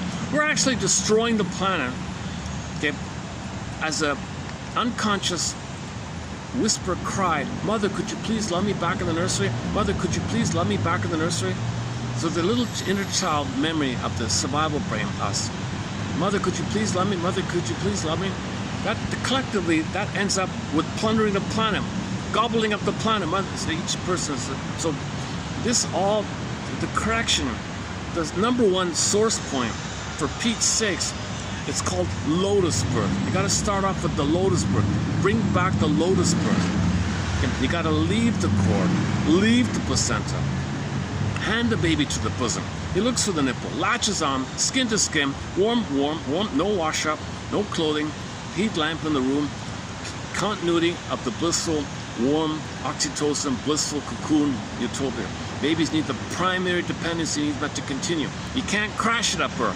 It's called birth trauma. And then the basic trust is gone, either or, jungle, gobble up the planet. You don't grow up like that.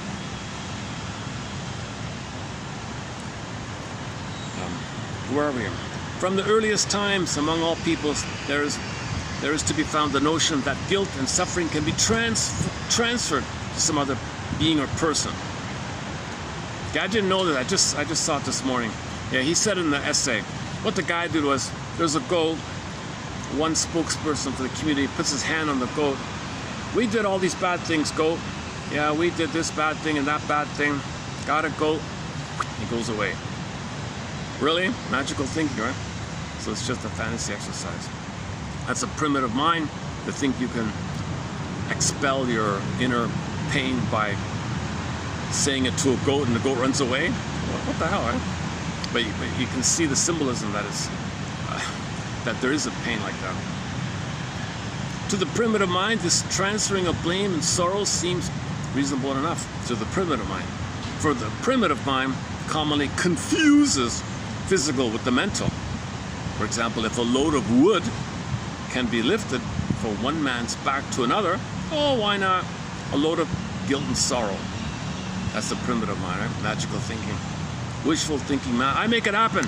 I want this, there it is. See, in trauma, the primitive mind, infantile megalomania. So you think you make everything happen. When the baby is nursing and he gets stuff from the mother, he thinks he created it. He's magical. Unconditional, hallucinatory omnipotence.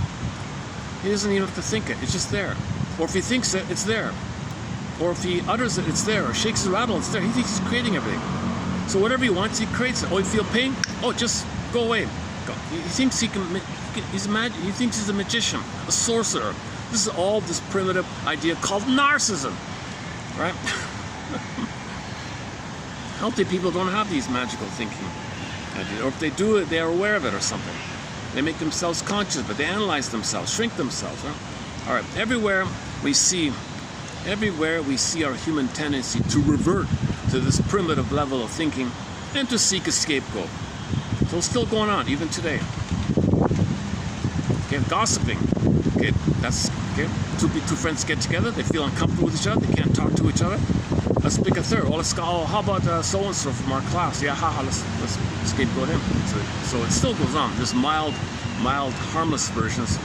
The scapegoating issue is on a huge spectrum from very mild, little petty gossip maybe, to the overacting harmful thing. That's part of the pillaging.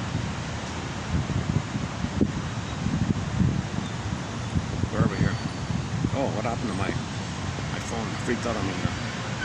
Everywhere we see our human tendency to revert to this primitive level of thinking and to seek a scapegoat. Okay, so just the goat is one example. Okay, or in the family system, it's the unlucky child. One child is chosen by the parents to be scapegoated. This child is going to be saddled with the blame of the misfortunes, the unhappiness of the parents. Quote-unquote civilized people, even today, are still primitive in their thinking. I'm glad he said that, because I didn't like when he said primitive at the beginning, but then he clarified it here. We today are still primitive in our thinking.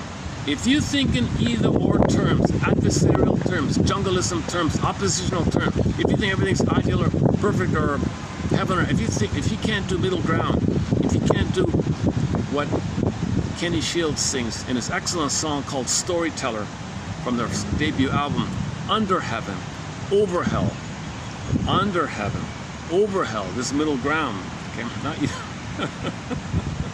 It's called both and, third side of the coin. If you can't see the third side of the coin, if you can't see that other people are in pain, and other people have an unconscious, other people have wounded a child, other people cope with pain a certain way, and other people have an unconscious that creates a defensive life, because that person's unconscious thinks that if they didn't create the defensive life, something worse. So if you can't have empathy for people trying to cope with their pain, you see. Many civilized people, quote-unquote civilized people, are still primitive in their thinking. Though scapegoating is an ever-present and universal phenomenon, so it happens all over the place, we most particularly see it under times of stress. So under times of stress, you most see it. So they warned us, go to the Oh, maybe I can take it.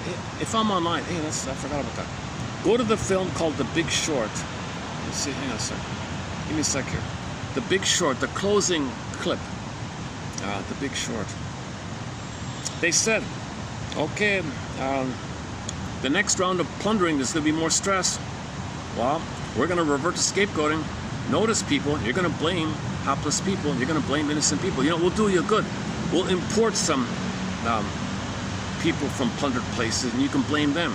We'll give you some. Aren't we nice? We're going to plunder a place, create poverty, and as there's inflation and we print money for ourselves and make things and siphon us some vampire squid, people around are going to feel the pinch. Oh, you're going to want to blame somebody. Well, we're your mother. You can't blame us, so we'll give you either or. We'll give you scapegoat to deal with detention. So we'll import migrants, okay, and refugees and stuff, and we'll bring them in. So when you feel stressed, you'll direct your anger on that. You'll blame the innocent people. That's because you're a primitive mind. We know you're primitive mind. We're primitive mind. We're just aware of it. You're not aware of it. We're cynical, so we're even more primitive. We're even like triply primitive because we're cynical. We're twistedly cynical. We take narcissistic pride. We take narcissistic pride that we're triply cynical. You see this disturbed thing? The Big Show. The Big Show. Oh, hang on. Where's YouTube? Okay. Oh, give me a sec here. Let me type this in. Hold on a sec. YouTube. Oh my God. Hang on a sec. Okay, The Big Short. The Big Short. Yeah, let me look for a closing scene. Hang on a sec. Closing credits. Was it the closing credits? Was it there? Final credits. This must be. I think this is it. Hang on a sec. I haven't seen this in a long time. Let's see. Oh, there's going to be an ad. Hold on. Want to understand for Pete's sake. These ads are awfully annoying, aren't they? This game is for you. Hang on a sec. You're not just playing.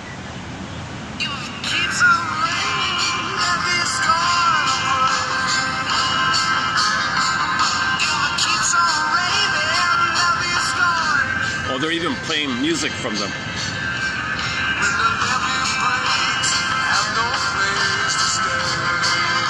Oh, this will be. Oh, hang on. Oh, that's going to be copyright. Oh, let me skip all that. Hang on. I just want to find the. Oh, you just. Okay. I just played some copyrighted music. Okay, if you just notice the skip, it's because I was playing this clip from YouTube called The Big Short 2015 Final Credits, and there's copyrighted music in there. For sure it's copyrighted music. It's ironic because that band, all their music is stolen. They steal all the riffs, all the melodies, all the little notes and things. They steal just little tweaks here and there by stealing other and put things together clever like that. Man, oh man, and back to Kenny Shields, he paid tribute to Randy California because they ripped off. Randy California mentored that band. He mentored them, taught them the ropes, showed them around, comforted them, nursed them. And while he was teaching them the ropes of the music industry, those guys heard his band playing a song called, for Pete's sakes. I forgot what it's called. Look up the band Spirit. There's an instrumental in there. I forgot what it's called, but that instrumental, almost to a T, is the melody that they heard while on tour with the Spirit, mentoring them. They played it every night, and then they took it and created the opening riff to the famous song.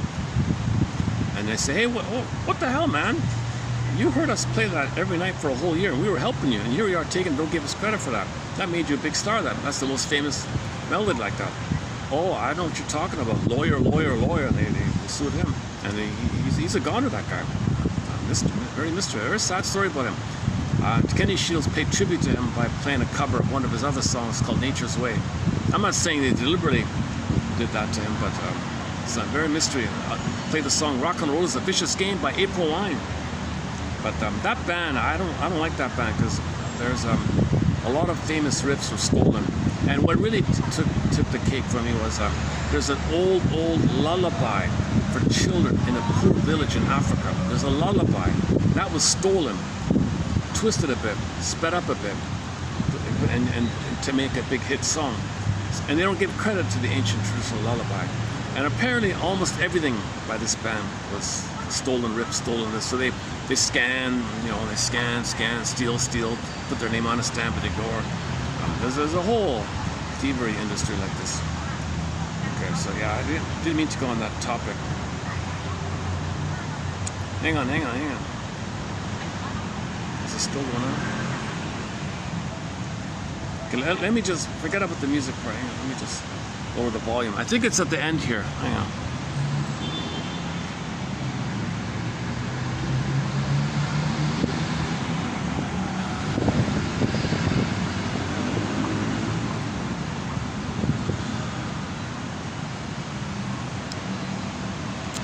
Oh, it might be before all this. Hang on. Let me just speed it up here.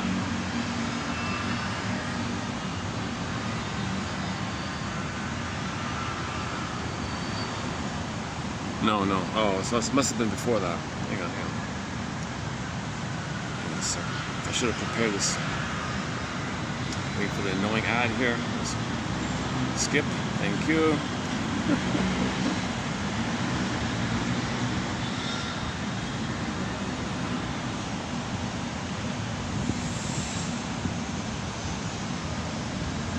I don't see it here.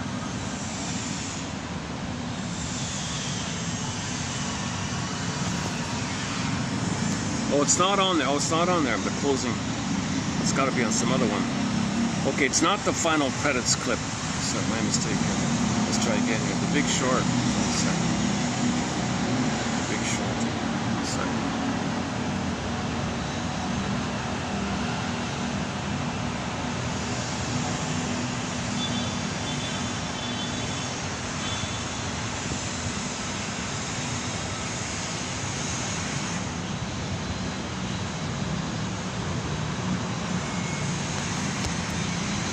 Let's try this other one here. Ending scene. Is that it? I want to show you what it says. Now, this is okay. This is propaganda. It's a red herring. It's a distraction. It's not how it happened. They plunder. They know they plunder. They want to say, "Oh, we didn't know." This is a passive called innocent hostility. I'm playing dumb. I don't know what happened. This whole thing.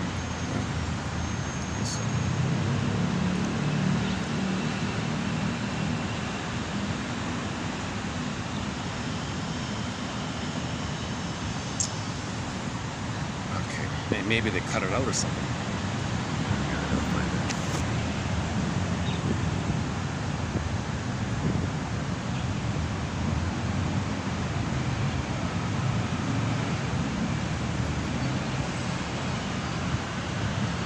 Oh, okay. Hang on. This might be it.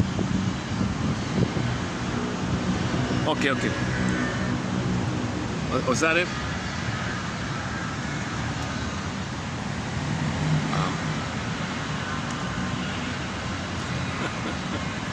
Is that it here? When the dust settled from the collapse, $5 trillion in pension money, real estate value, 401 savings, and bonds had disappeared. Hang on.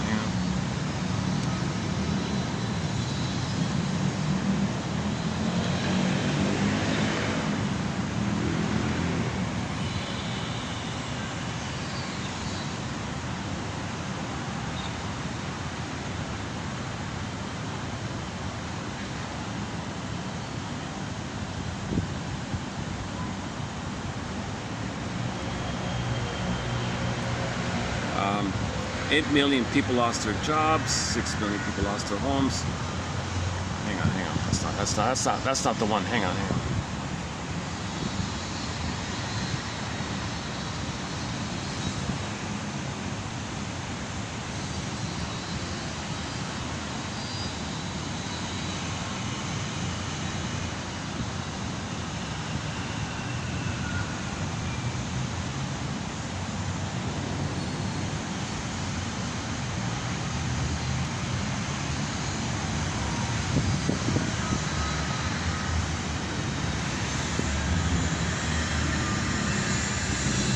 So it's still going. The plunder system is still going on.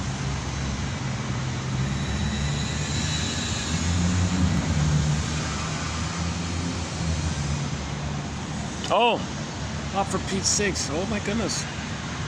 Oh, what happened? Is it gone? Okay, give me some time to look it up.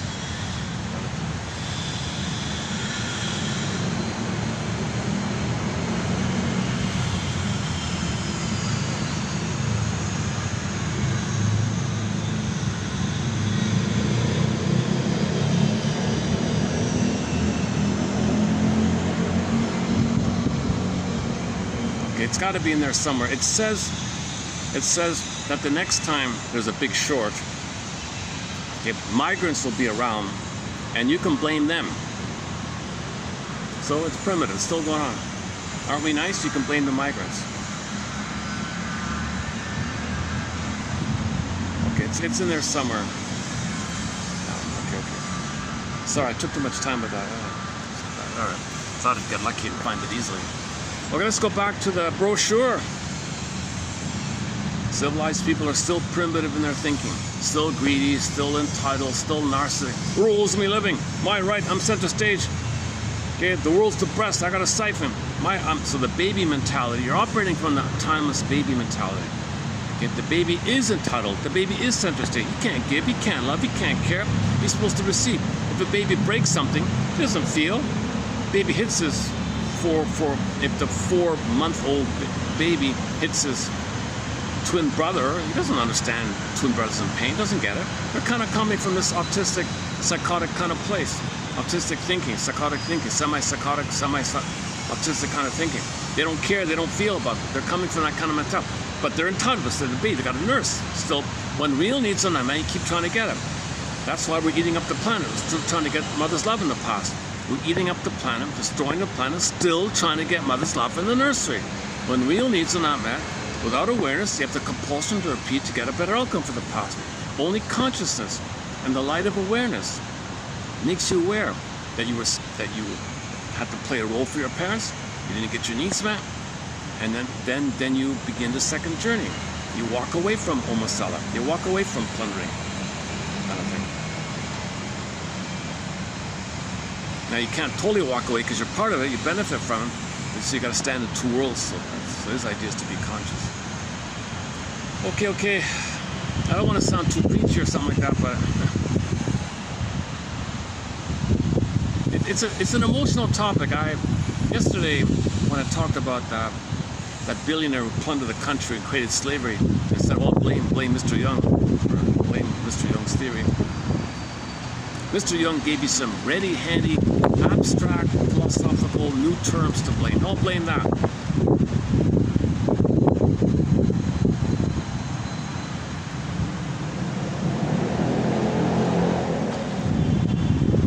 So under stress, we see it most under stress.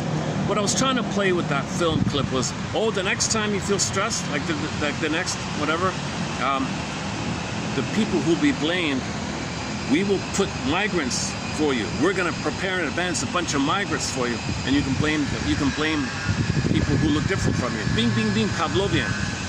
We know there's a threat in your mind. We know you think mother is milk. On the unconscious, the first food, okay, food and mother are the same in the unconscious. The first food is milk.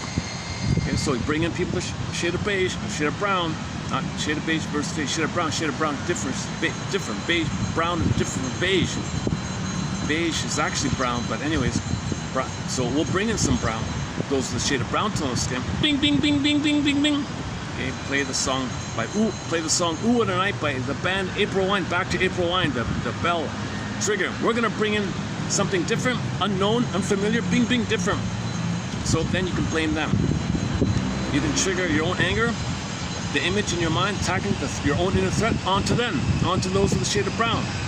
It'll trigger, you'll displace, you'll transfer, you'll project, either or, you'll project, and you'll blame, attention discharge. You won't direct attention at us. You won't direct attention to us. No, we'll give you someone, aren't we nice? We'll give you some scapegoat. So they're using scapegoating. Scapegoating is part of the machinations of pillaging the plunder from the quick part. So we got to understand scapegoating. So Sylvia Bernard, she's a singer, Sylvie Bernard. Yeah, we have one of her songs on our soundtrack. Sylvie Bernard called Je te destine. Sylvia Pereira. It's not a bad book. Got some good points in there. And the other material covered in the first 5 parts here. So let's go back to this pamphlet, 1947 pamphlet. So under stress, you most notice the scapegoating process under stress. So if the parents are under immense stress, you'll see it more with the kids. If the parents are happy and they might leave the kid alone or something.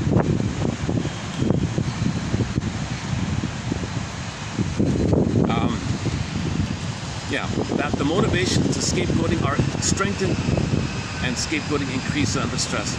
If in ordinary times, if in regular times, there is this thing going on in regular times of people kicking the cat, displacing on the cat. Remember the cat? Kick the cat.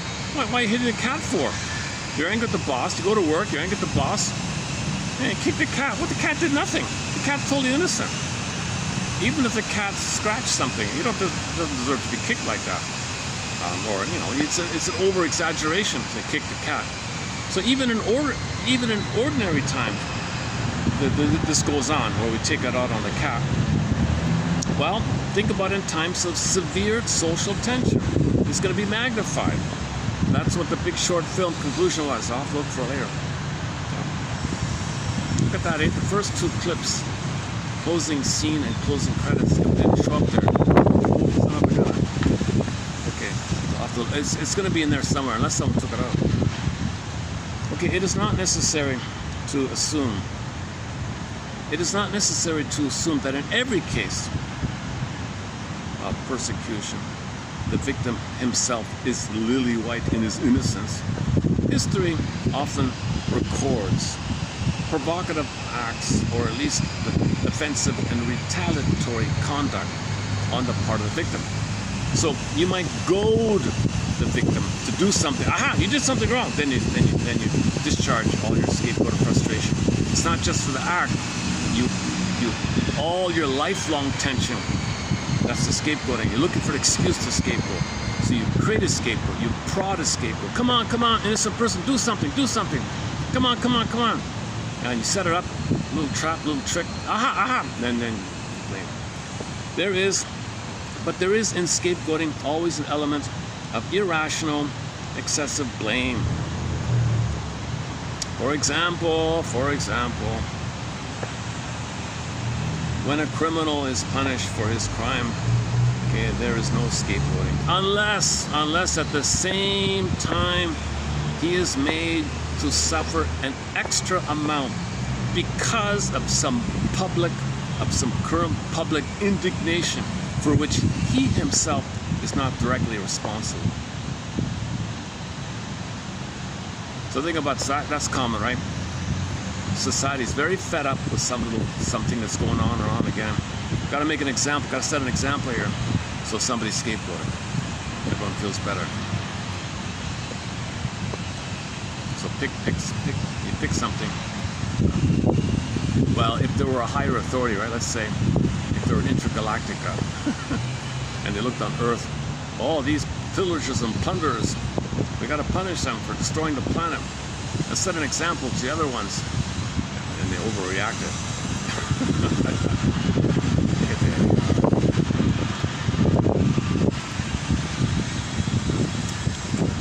So some criminals are scapegoated to discharge the tension that the society feels.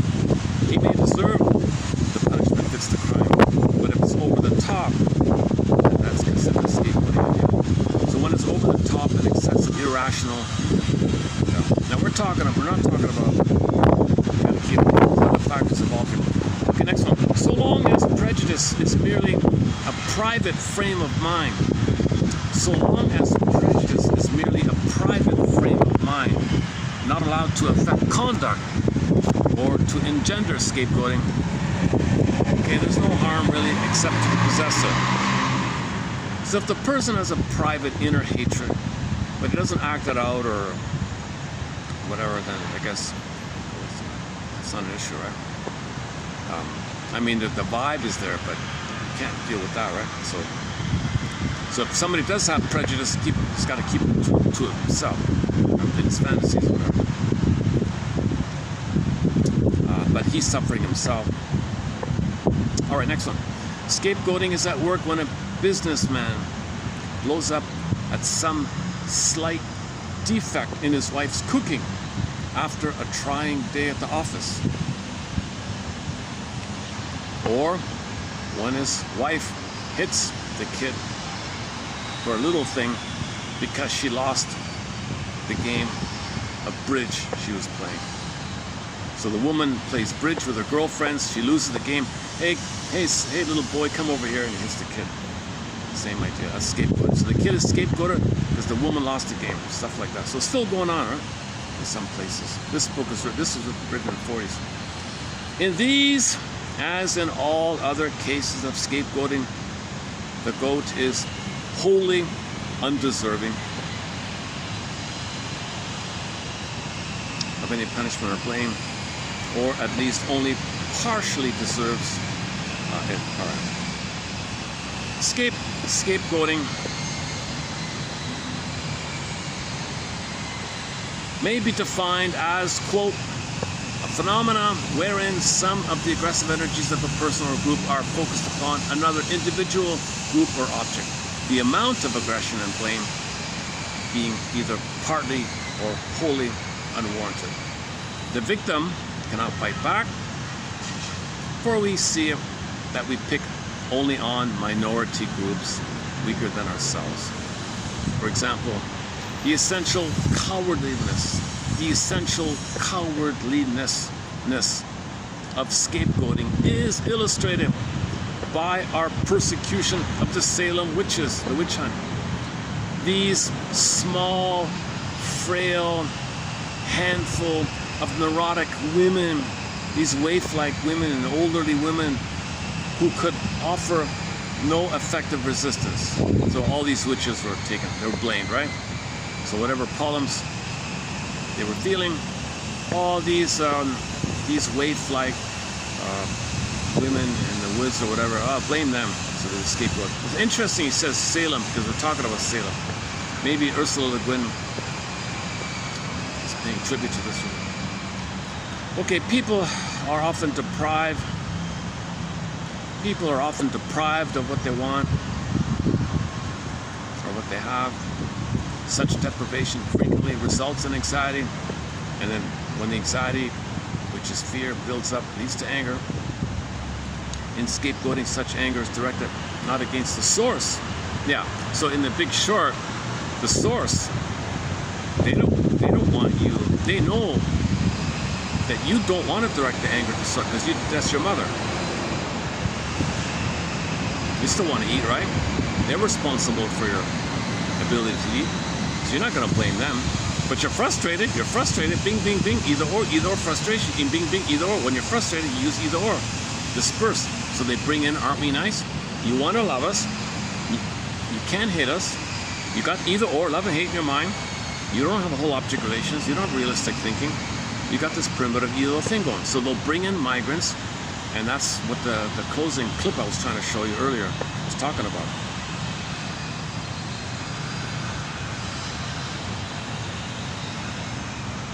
Salem witches, okay, witches. People in scapegoating.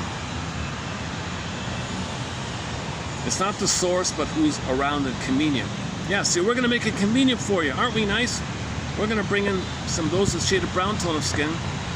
They're already weak, and they're different skin tone, and they're weak, and they're deprived, and they can't fight back. Aren't we nice? Aren't we nice? It's primitive stuff. Sick. Very sad. The scapegoat is made to pay not only for the deprivations in which he may have played some minor part, but also for frustrations of long standing, most of which have nothing whatsoever to do with the scapegoat. The scapegoat said, what do I have to do with it? My country is plundered. I'm here trying to survive. What do I have to do with your frustration? I didn't cause all this. That's the trick, right? Feelings of inferiority may lead to scapegoating in order that the individual may convince himself of his own value and strength. The physically weak child by verbally scapegoating another child, a weaker child. So the weak child might shout at the weaker child, affirms his strength. Look at this sad stuff. Or he may bully a still weaker child in compensation for his own feelings of inferiority. Oh, the battery. One second. I gotta use this. I gotta use this thing. Thank God it gives me the warning. Alright. If a video shuts out due to lack of battery, I lose the whole video, so thankfully I get a warning now.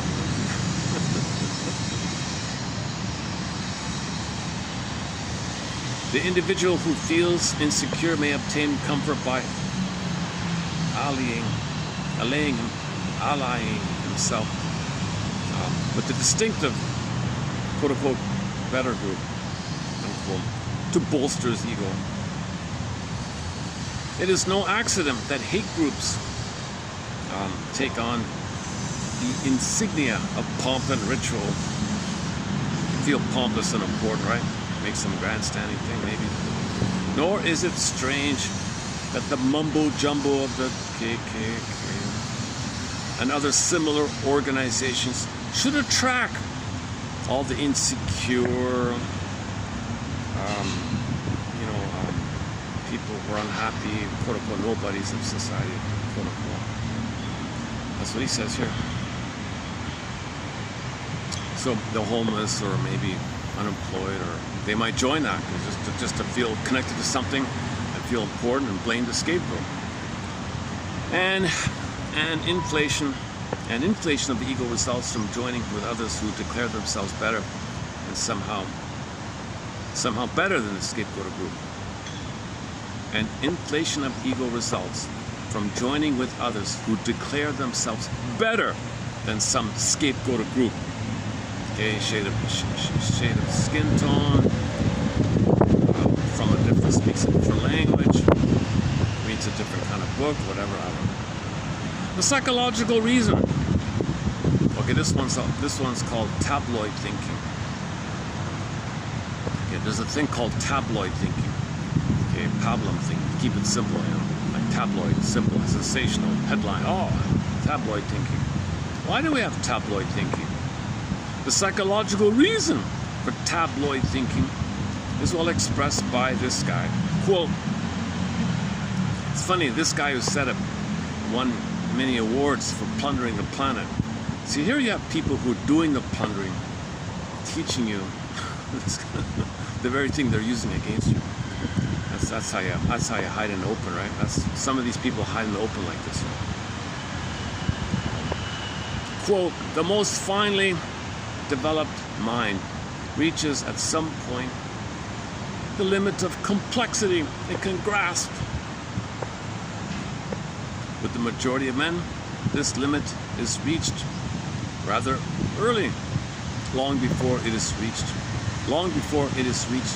a certain mental idleness, laziness of thought steps in, making us tend to accept mental food well below the limits of our digestion. Mental food. So this is pablum, right? This is baby food. The tabloids is baby food. Sensational, juicy tidbits of gossip, hysterical. It's easy, I understand. Oh, all bad, all good. Oh, baby food, right? Because you can't think. So the metaphors here. You can't digest the broader story. Gives you too much stress. Unquote. Okay, next, the victim has little possibility for retaliation because the scapegoater is stronger than he in terms of number, prestige, strength, etc. So the bully always looks for the goat who's safe. Okay, scapegoat. Okay, written as two words is safe space goat.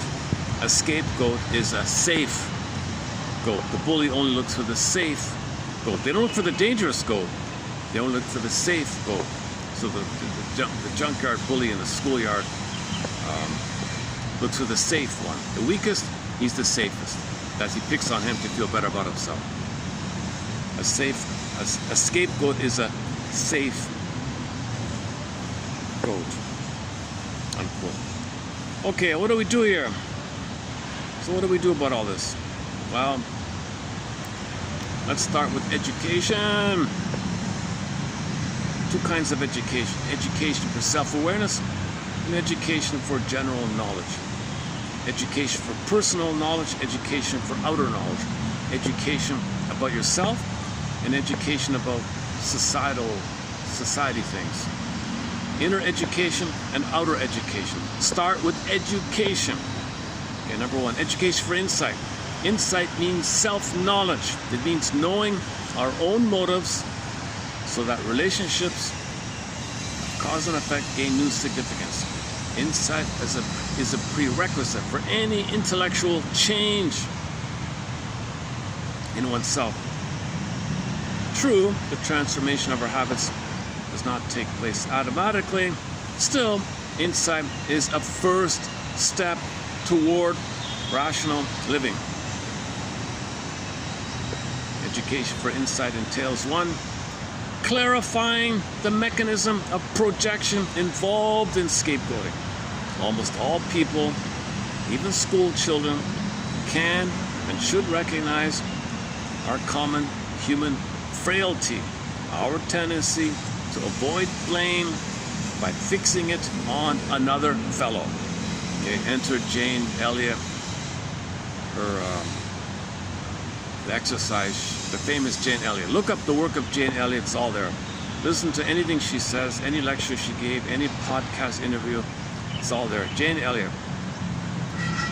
Number two, understanding the personal motivations, okay, theorical, etc., that underlie the tendency to project. Okay, number three, recognizing the processes involved in primitive thinking, i.e. in tabloid thinking. Number four, realizing the ways in which scapegoating practices plays into the hands of me and my colleagues, we the pillagers. So he's saying, understand the ways in which we, the pillagers, scapegoat. Understand that we're doing this to you. Understand us, that we're doing it. Understand. Knowledge. Know us. Know how we fool you. Know how we plunder. Know how we trick you. Know how we use you as flying monkeys to pillage. We trick you. We just say, bing, bing, bing, over there, they're a threat.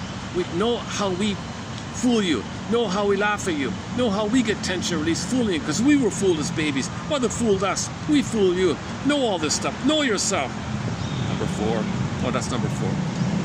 Okay, lastly, education for understanding. Okay, now back to Jane Elliott. Okay, just basic common sense kind of things. For example, in many places around the world, you don't see prejudice. There are numerous examples of places around the world where there was no prejudice. People can be made to realize that many cultures don't have prejudice. That we take for granted. Here, we think it's a given. It's not a given. This is a learned thing. This is not innate. This is not innate. This is a byproduct or a symptom of trauma. Trauma creates prejudice. If you're not traumatized, you won't have prejudice. Prejudice is confession of trauma. Either or, projection, projective identification, attention release, scapegoat. This is all attention release from the trauma, called attachment trauma, relational trauma, interpersonal trauma, developmental trauma, strain trauma, weaning trauma, ambient trauma, which confuse them with prenatal trauma, birth trauma, other types of perinatal traumas. Then you got either or, projection, scapegoating, tension release, rationalization, making excuses. And that's all used by the schizoid members who are aware of it, and to use it cynically for their status of being in more pain than others who are unaware. So that's so we're plundering the planet.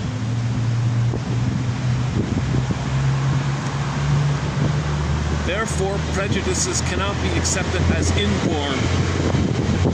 Prejudice cannot be accepted as inborn. It's not an inborn, innate thing. Nobody's born to hate. You're not born to hate. Hate is a cry for love.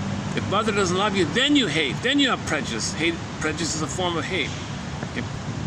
Hate, in whatever form it takes, including scapegoating, is a cry for mother's love. Everything that's not love is a cry for love, including hate and prejudice, scapegoating, destroying the planet is a cry for love. All right, that's it there. All right, that's 3022. If you want to read it, that's 3022. And that's just a portion of the pamphlet. Due to space limitations, I didn't read the whole thing. Yeah, so there's the pamphlet there. It's from a propaganda series of pamphlets called Freedom Pamphlets. ABCs of Scapegoating by Gordon W. Alport. Maybe I can just scroll through it a bit here. I didn't even finish reading it because I didn't have space and time.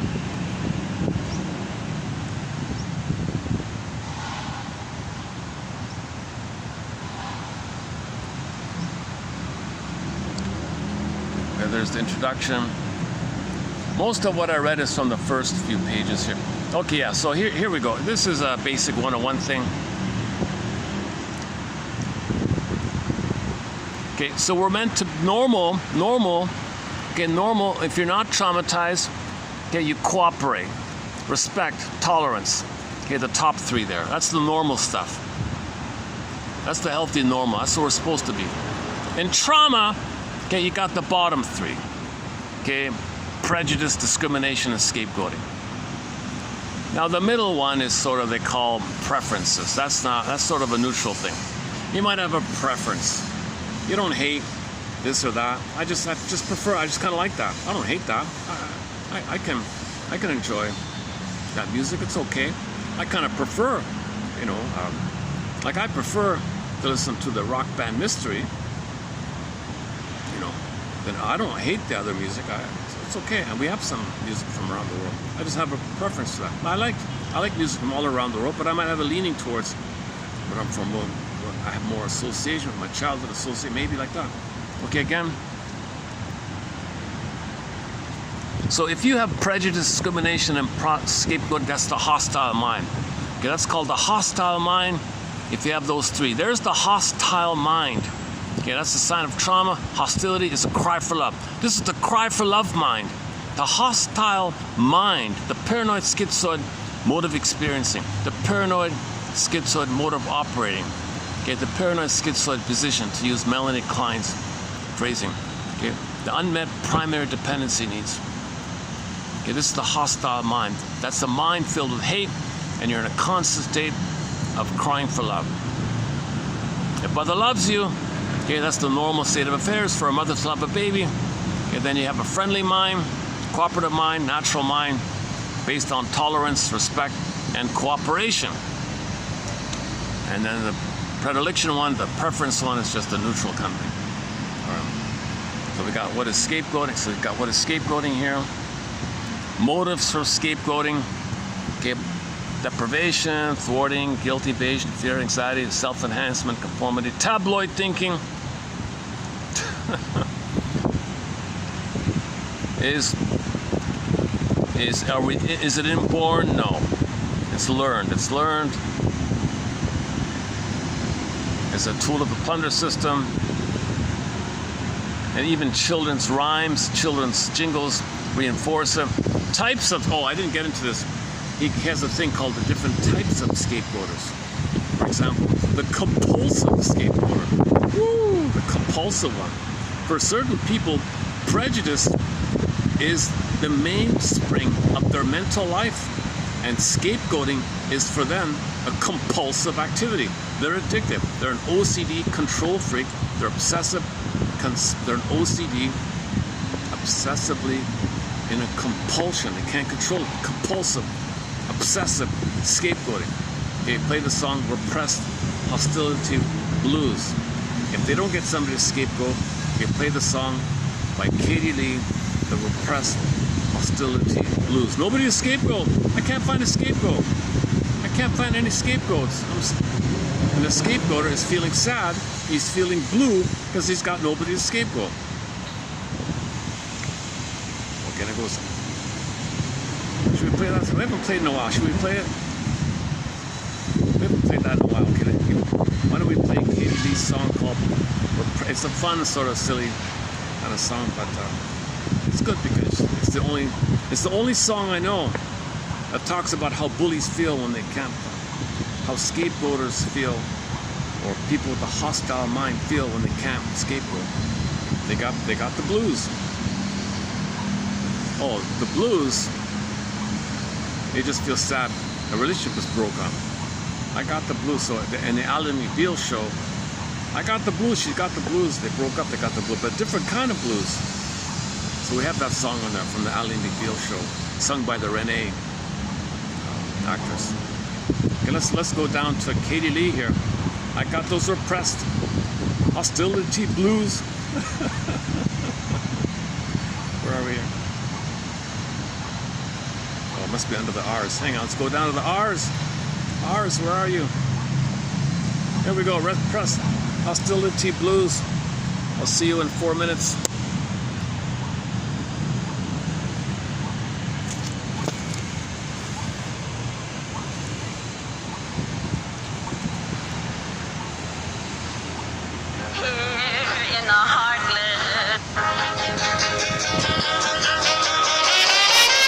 I got those repressed hostility blues here in the heartless city. Okay, again, hold on.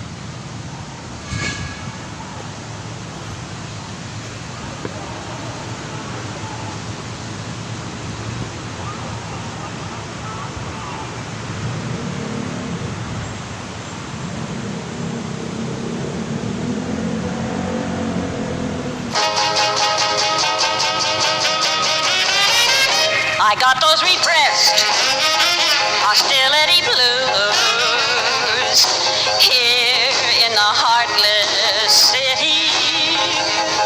I'm elbowed and muscled and hustled around by a queer turn of psych. I'm bound to be pleasant to those I dislike. I got those repressed hostility blues, lost in the cruel, cruel city. I'm jostled, maltreated, and cheated in turn by an odd twist of fate. I yearn to be gracious to people I hate.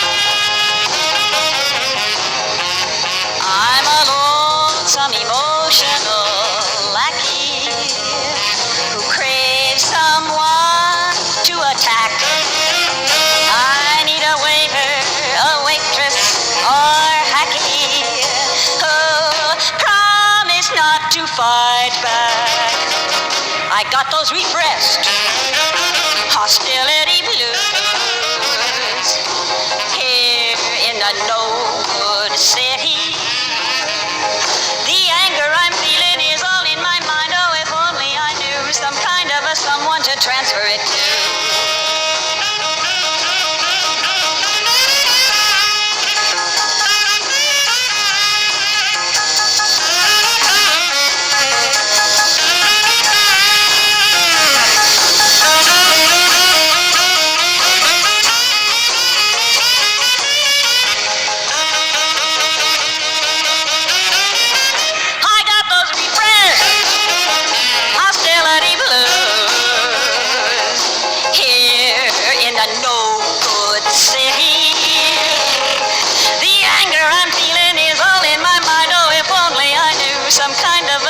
To transfer it to.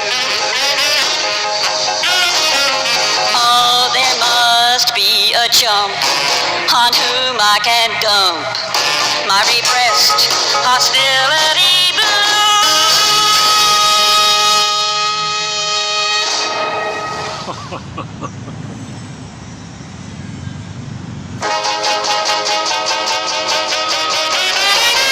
I got those repressed hostility blues. Let's run through the lyrics for that song again. She's looking for a chump to dump on. Someone who's safe. A waitress, a lackey, just some simple person. Someone who's safe. A safe goat. That's a new one for me. So put a pause between the T and the G. scapegoating, when you're scapegoating, you're always looking for a victim who's safe, a scapegoat. That's why a lot of people, always want to look tough and all that. Don't scapegoat me, don't scapegoat me. Hang on a second. Maybe. Okay. Repressed. Let's see if the lyrics are. I think they are. Yeah. Repressed. Hostility.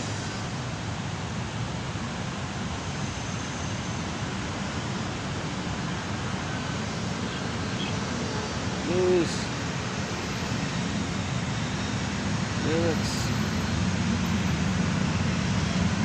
Let's put KDD here. KDD. TIE. Double LE. Alright.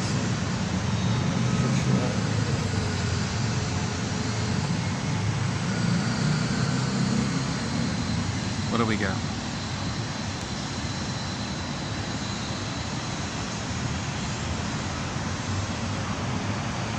Oh, The Rise of Psychoanalysis is parried by Katie Lee. Also no one, huh? Repressed Hostility. Oh, there's a review for this. Oh, there's a review for this song. Oh, I didn't notice that. Where's the lyrics? Hang on. It's from, the album is called Songs of Couch and Consultation.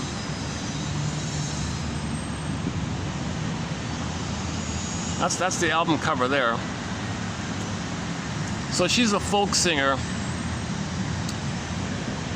She was, she had they treated her very badly. She went back to her hometown to get therapy and wrote these fun songs. There must be a chump on whom I can dump my repressed hostility blues. Welcome to 1957. It's a tongue-in-cheek. This album is a tongue-in-cheek, almost malicious swipe at psychoanalysis. It's from singer-actress Katie Lee, who later would go on to reinterpret traditional folk tunes. Yet here she plays it straight, although everything else is a little bent. Okay, it goes on like that. Well, I'll just give you the lyrics, I think. That's just some kind of review. Lyrics.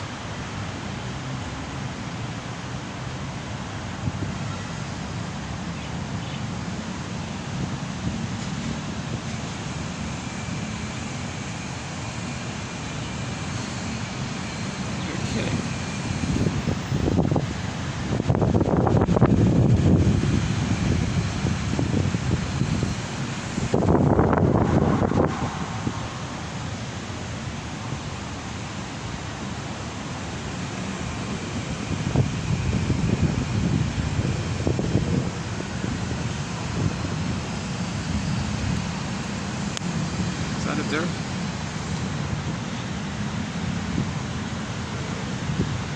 Okay, I got those repressed hostility blues here in the heartless city. I'm elbowed and muscled and hustled around by a strange turn. Psych, I'm bound to be pleasant to those I dislike. I'm bound to be pleasant to those I dislike. Okay, play the song, Ain't That Peculiar? Somebody's not nice to me, I'm nice to them. I got those... Hang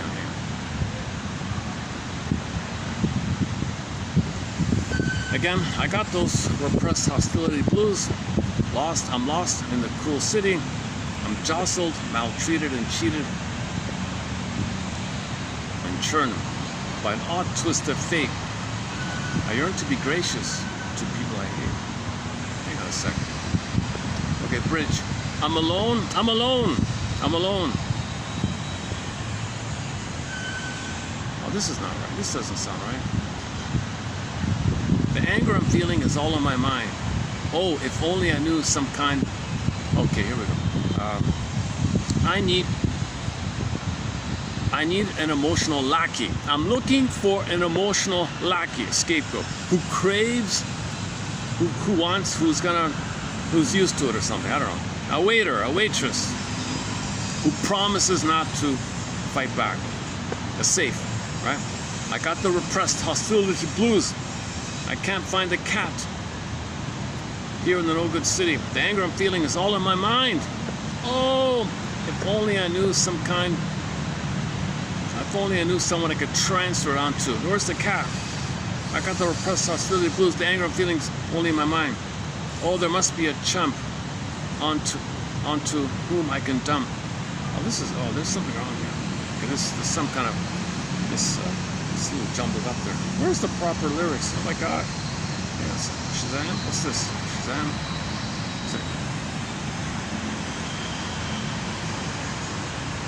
Oh, I'm having bad luck today looking for things, eh? Just you get the idea, right? So it's a song about somebody who's angry, and there's no one around, no waiter, no one who is a lackey, an emotional lackey, no one who'll be nice to me, no cats to kick, no one to blame. I've got the blues. I've got the blues. I've got the scapegoating blues. I've got the scapegoater's blues. I've got the scapegoater's blues. No one to scapegoat. I'm so used to scapegoating. So back to the article. Some people are compulsive scapegoaters.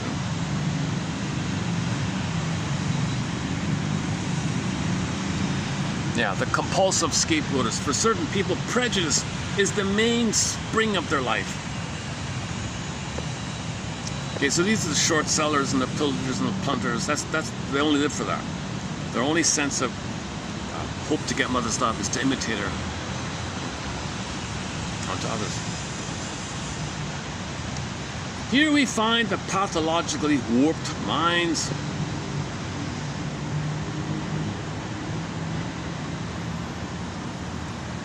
Okay, so these are the short sellers and the pillagers. The thwarted, number two, the thwarted scapegoater.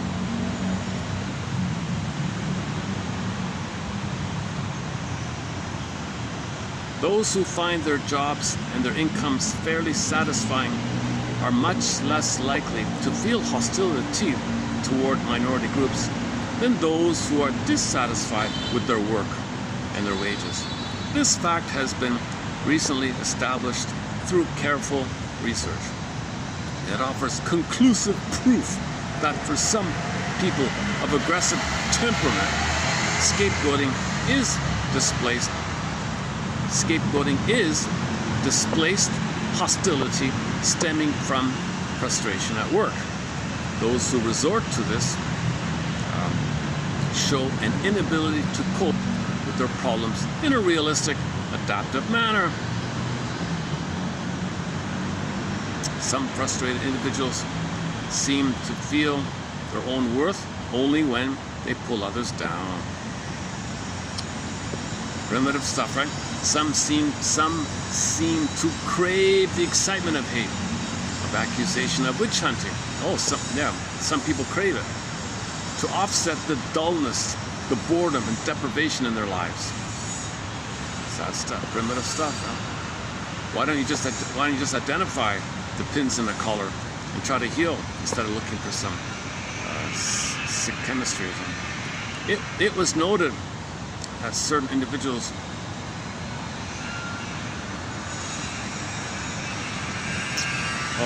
so long ago there was some kind of forest fire. Some people lost their homes. What do? They blamed the minorities around there or something. They just made up people to blame.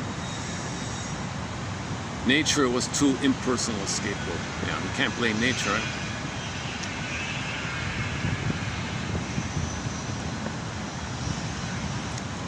For example, a truck driver with a shade of beige tone of skin who had worked for years on friendly terms with an associate who had a shade of brown tone of skin. Okay, so there were two truck drivers. I guess they worked for the same company or something, or rode together, I don't know. One had a shade of beige tone of skin, one had a shade of brown tone of skin. But they both got their good salaries. They make good money, those guys, right? But suddenly, the guy with the shade of beige, so they lost it. Okay, so when they both had a lower income, The one with the shade of beige tone of skin suddenly turned on the one with the shade of brown tone of skin.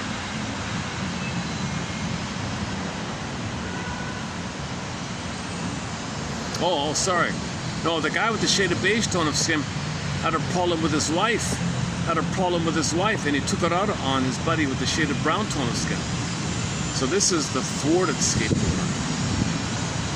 I don't quite get that one. Thwarted. So if there's a problem in your life, it's one is the compulsive. You do it all the time. You live for it. It's your MO. It's your permanent MO. Some just only do it when their life is interrupted. Okay, that's the thwarted one. Okay, conventional. And number 3, let's skip that. Number 4, the conforming. Number 4. Number 5, the calculating. Oh, brother. So he's got 5 different types of scapegoaters. The victims.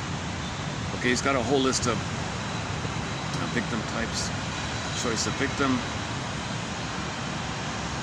Sometimes because they're visible, some they're obviously weak. Yeah, they're safe, accessible, things like that. Okay, I haven't read this. I haven't read down this far here. Forms of scapegoating. No forms of scapegoating. Yeah, rumor, okay, gossiping, verbal aggression, verbal abuse, derisive cartoons, unjust accusations, teasing, taunting, threatening, coercive action, etc., etc. So all these kind of things. Methods to combat. Oh, here's what I jumped down to this one here. Methods to combat it. Education, teaching, Jane Elliott, realizing.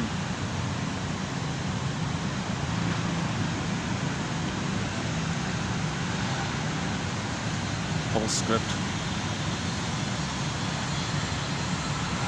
Okay, it's just the ABC for the public kind of thing. Oh, the battery. I've got the battery blues.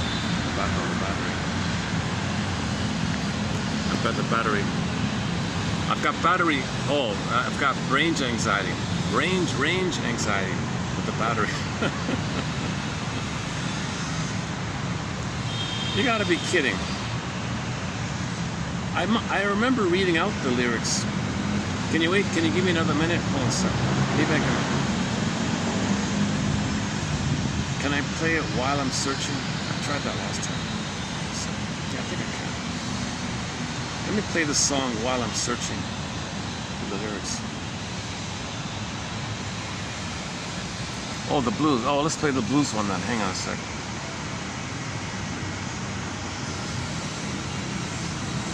I've got the blues.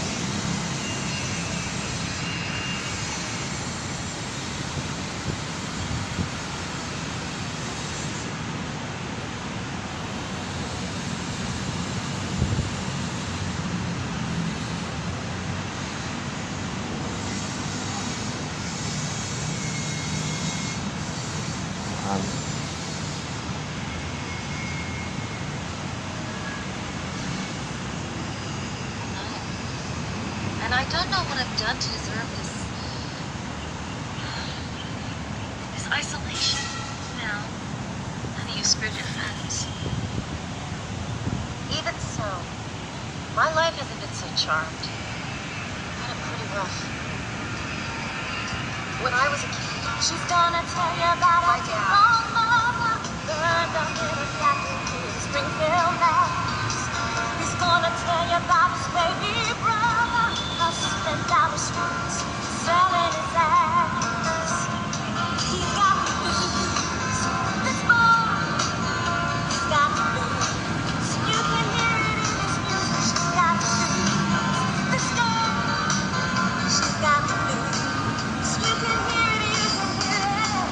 When I was 9 years old, my daddy ran away with a woman, man on a train.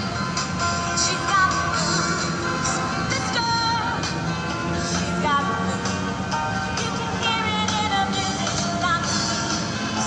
This boy, she's got the blues. You can hear it, you can hear it. A year ago, I met a girl. I thought we hit a massive groove, but you dumped me, and all we did was the blues.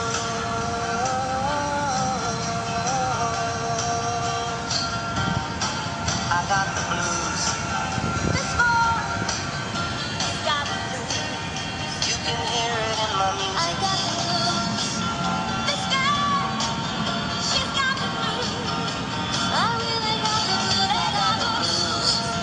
This boy, This girl, you can hear it in his music. I got the blues. This boy, He's got the blues. You can hear it. You can hear it.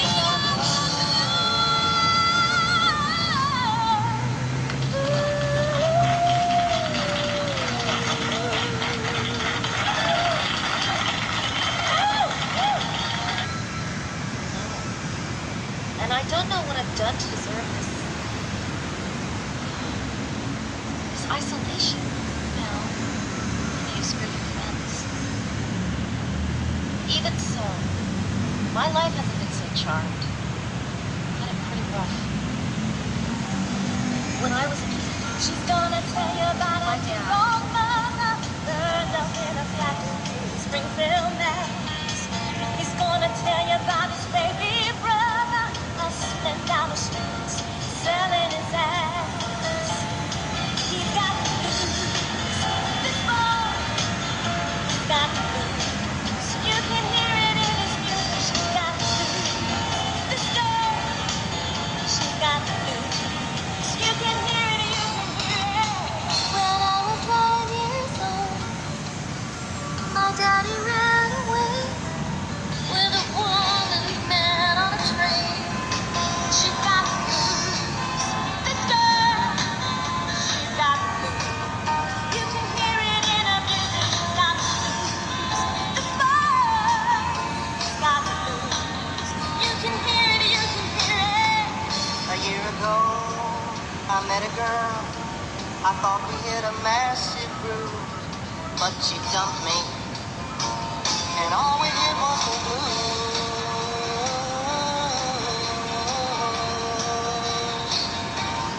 I got the blues. This boy, he's got the blues. You can hear it in my I music. got the blues. This girl, she's got the blues. I really got the blues. I got the blues. This boy, This girl, you can hear it in his music. I got the blues. This boy, He's got the blues. You can hear it. You can hear it. We got the blues.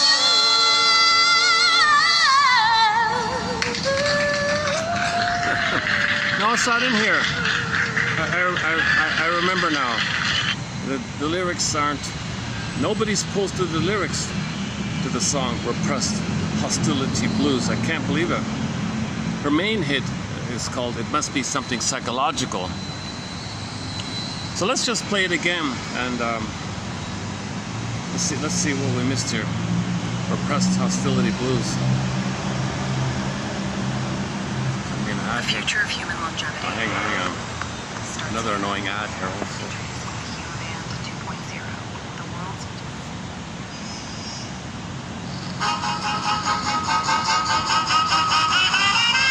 I got those repressed hostility blues here in the heartless city. I'm elbowed and muscled and hustled around by a queer turn of psych. I'm bound to be pleasant to those I dislike. I got those repressed Oh, she's being cynical. Oh, she's being hostility blues. that part's cynical. I'm bound to be nice to those I dislike. She's being cynical. Okay. Lost in the cruel, cruel city. I'm jostled, maltreated, and cheated in turn by an odd twisted fate. I yearn to be gracious to people I hate. I'm a lonesome, emotional lackey who craves someone to attack. I need a waiter, a waitress, or hacky who key. That's key, right? So we all know that about bullies, right? They'll never choose someone who'll fight back, right? They'll only choose someone who's safe. Safe go. They feel better about themselves, right? Hostility blues here in the no-good city. The anger I'm feeling is all in my mind. Oh, if only I knew some kind of a someone to transfer it to.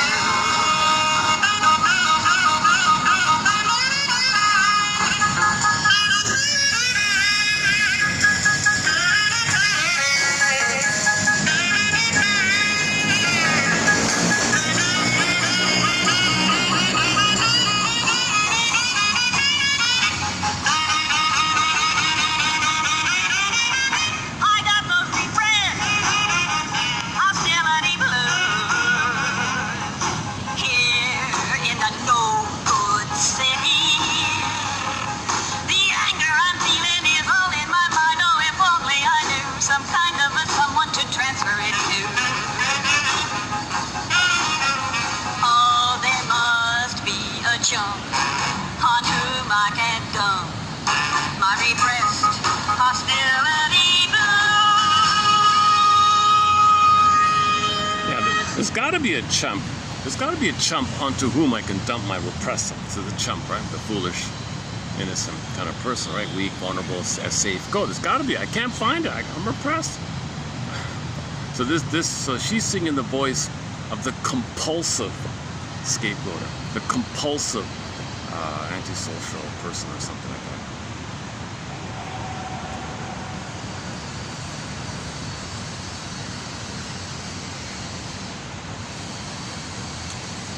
Okay, is that it for today? I guess we should wrap it up, eh? How we doing? Cool. Yeah, okay. I guess that's it, eh? So if you're interested, you can go to 3022 for what was ready. Oh, maybe the phone will read it out here. Yes, let's see if it reads out.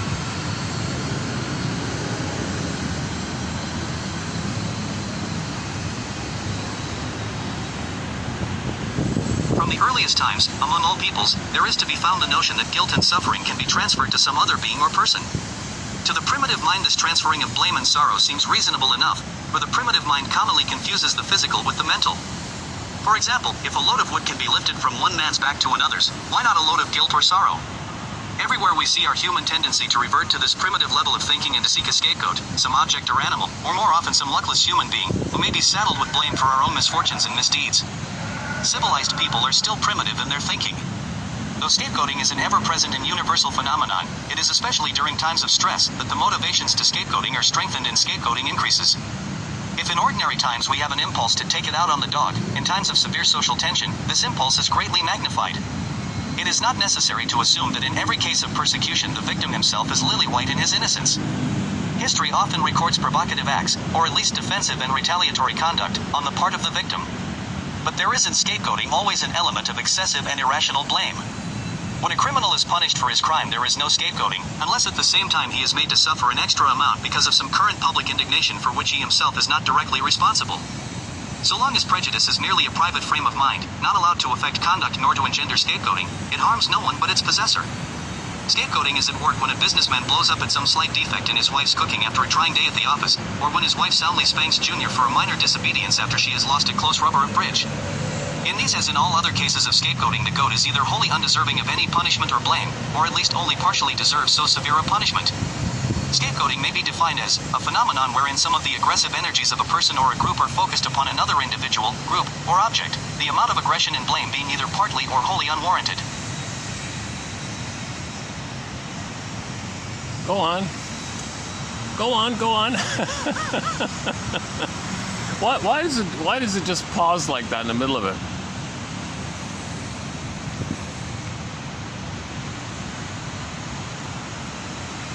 Sometimes if you change the voice, it'll continue. Let's see.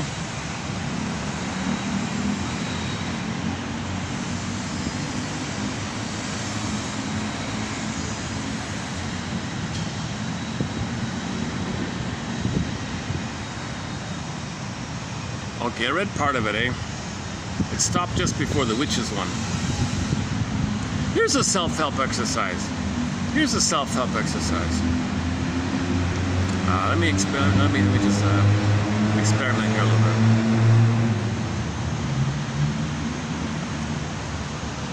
Imagine you're back at those days of the witch hunts, and your mother is labeled a witch, right? She's just a neurotic, dysfunctional, waif-like, whatever. Wants to be left alone or something, licking her wounds in the woods or something. Some people don't know about that. They're actually trying to heal. They're actually kind of scapegoated like that. Imagine you're in those days, and they declare your mother to be like that, right? You know your mother's not that bad. You know your mother is not so terrible, right? And so, see, it helps to have like a balance. So you want to have some kind of balance. Your mother's not all bad or all good like that.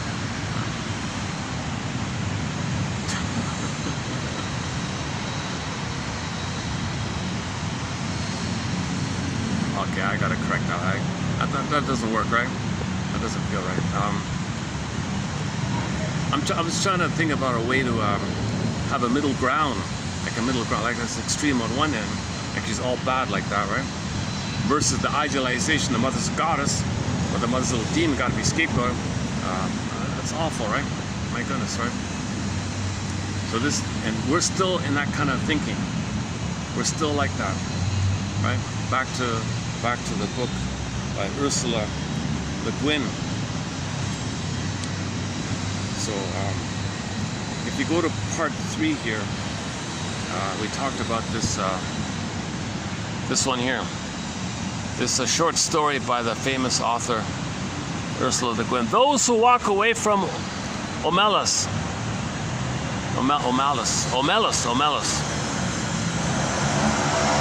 Oh, here's a way to remember. Mel. Oh, the middle is Mel, like the person's name, Mel. And then as. Okay, Mel. So Mel. Okay, Mel. And then as. Okay, so Mel and then as. Okay, that's the way to remember. So you're Mel. As you know. Mel. As you know. As you may recall. Mel as. I've struggled with this thing. If you take out the O, the Melaz is Salem in reverse, the witch's place, right? And then you add the O for Oregon. The comedian Steve Behrman made a joke about moving to a higher state of consciousness. He moved to a higher state. He moved to a higher level. He lived in California, and then he moved up to Oregon, a higher state. I'm at a higher state of consciousness. It seems like Oregon is the most conscious place. I don't know. No idea.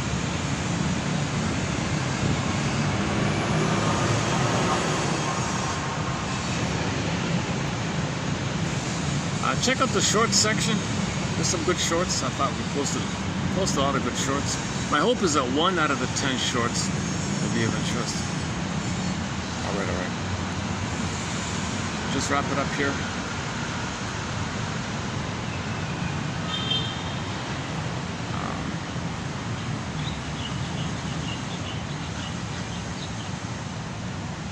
Actually, he has a new joke, the comedian Steve Behrman. He has a new one I just read. How does it go again?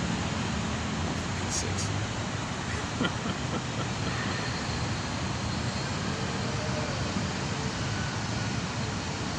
I forgot. Yeah, okay. His new on his calling card, he bases it on palette and have will travel. Have pun will travel. So if you want to hire him to be a comedian at an event, he does it online through the screen or something. So he'll tell you jokes to the party or something. Have pun will travel online, virtual. That's a clever idea. He does he's a master with puns.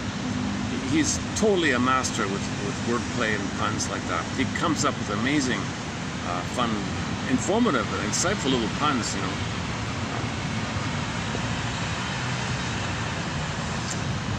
one about the puns. Not Steve Barron. Someone else said there's one joke about a man who wants to be a comedian, kind of fancies himself as a comedian. So he gathered up 10 puns and he sent those 10 puns to his friends, hoping that one pun will make his friends laugh. No pun intended. No pun intended. He sent 10 puns wanting to make his friends laugh. No pun intended. Didn't work. So his calling card is, have pun, will travel. Comedian. We have some quotes from the actor, Paladin, Richard Boone, in another show that he does called Heck Ramsey. Very good show. Check out the show Heck Ramsey. In particular, the episode entitled The Mystery of the Green Feather, is that one? The Mystery of the Green Feather or Yellow Feather, something like that. Where he schools some Puritan, pedantic, OCD person. He teaches them about the reality of what happened to the indigenous people.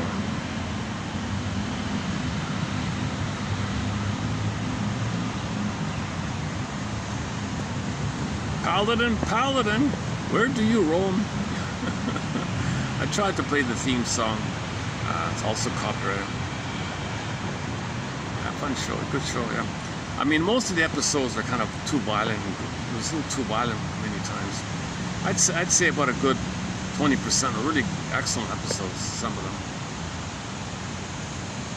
Oh, Peter Falk, yeah, the poker fiend, his initials, Peter Falk, played the devil guy in the poker. I'll play a round of poker for this guy's soul. The wife said, protect. I don't want to sell his soul to the poker. Peter Falk played the guy who wanted the guy's soul if he won the game. So Richard Boone had to stand in, the paladin had to stand in to save the soul.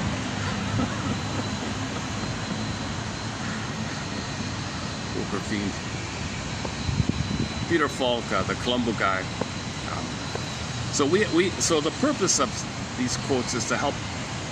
One way to say it is these 20,000 quotes here may possibly help anyone who wants to be their own psychological Columbo, psychological detective, existential detective. Piece together the story so then we can feel. We repeat to get the story. Ultimately, so now we can now feel. We couldn't have felt it back then. But the story, it's the nest, now we can feel it, and that's to heal it. Feel it to heal it. Feel it to heal it. But before you can feel it to heal it, you gotta know it. So in order to know it, you gotta be a psychological detective, a psychological Columbo. And just one more thing.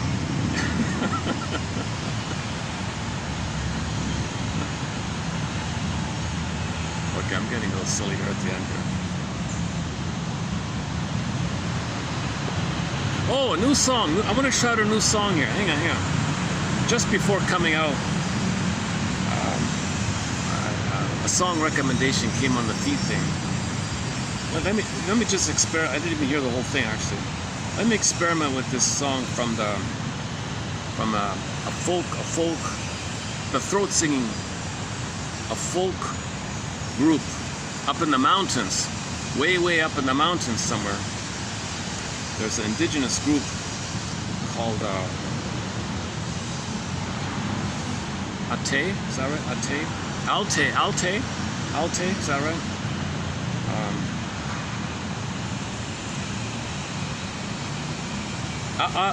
The band is called Altai Kai. The name of the band is called Altai and then Kai, K-A-I. And they also do the throat singing, like Beatrice Deer and other indigenous groups up in the north. There's a lot of throat singing up there. So I thought I'd give this one a try here.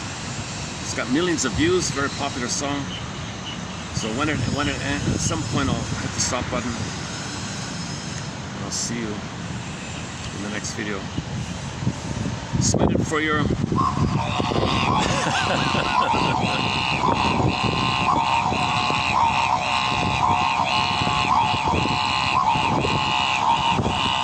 Altai Kai.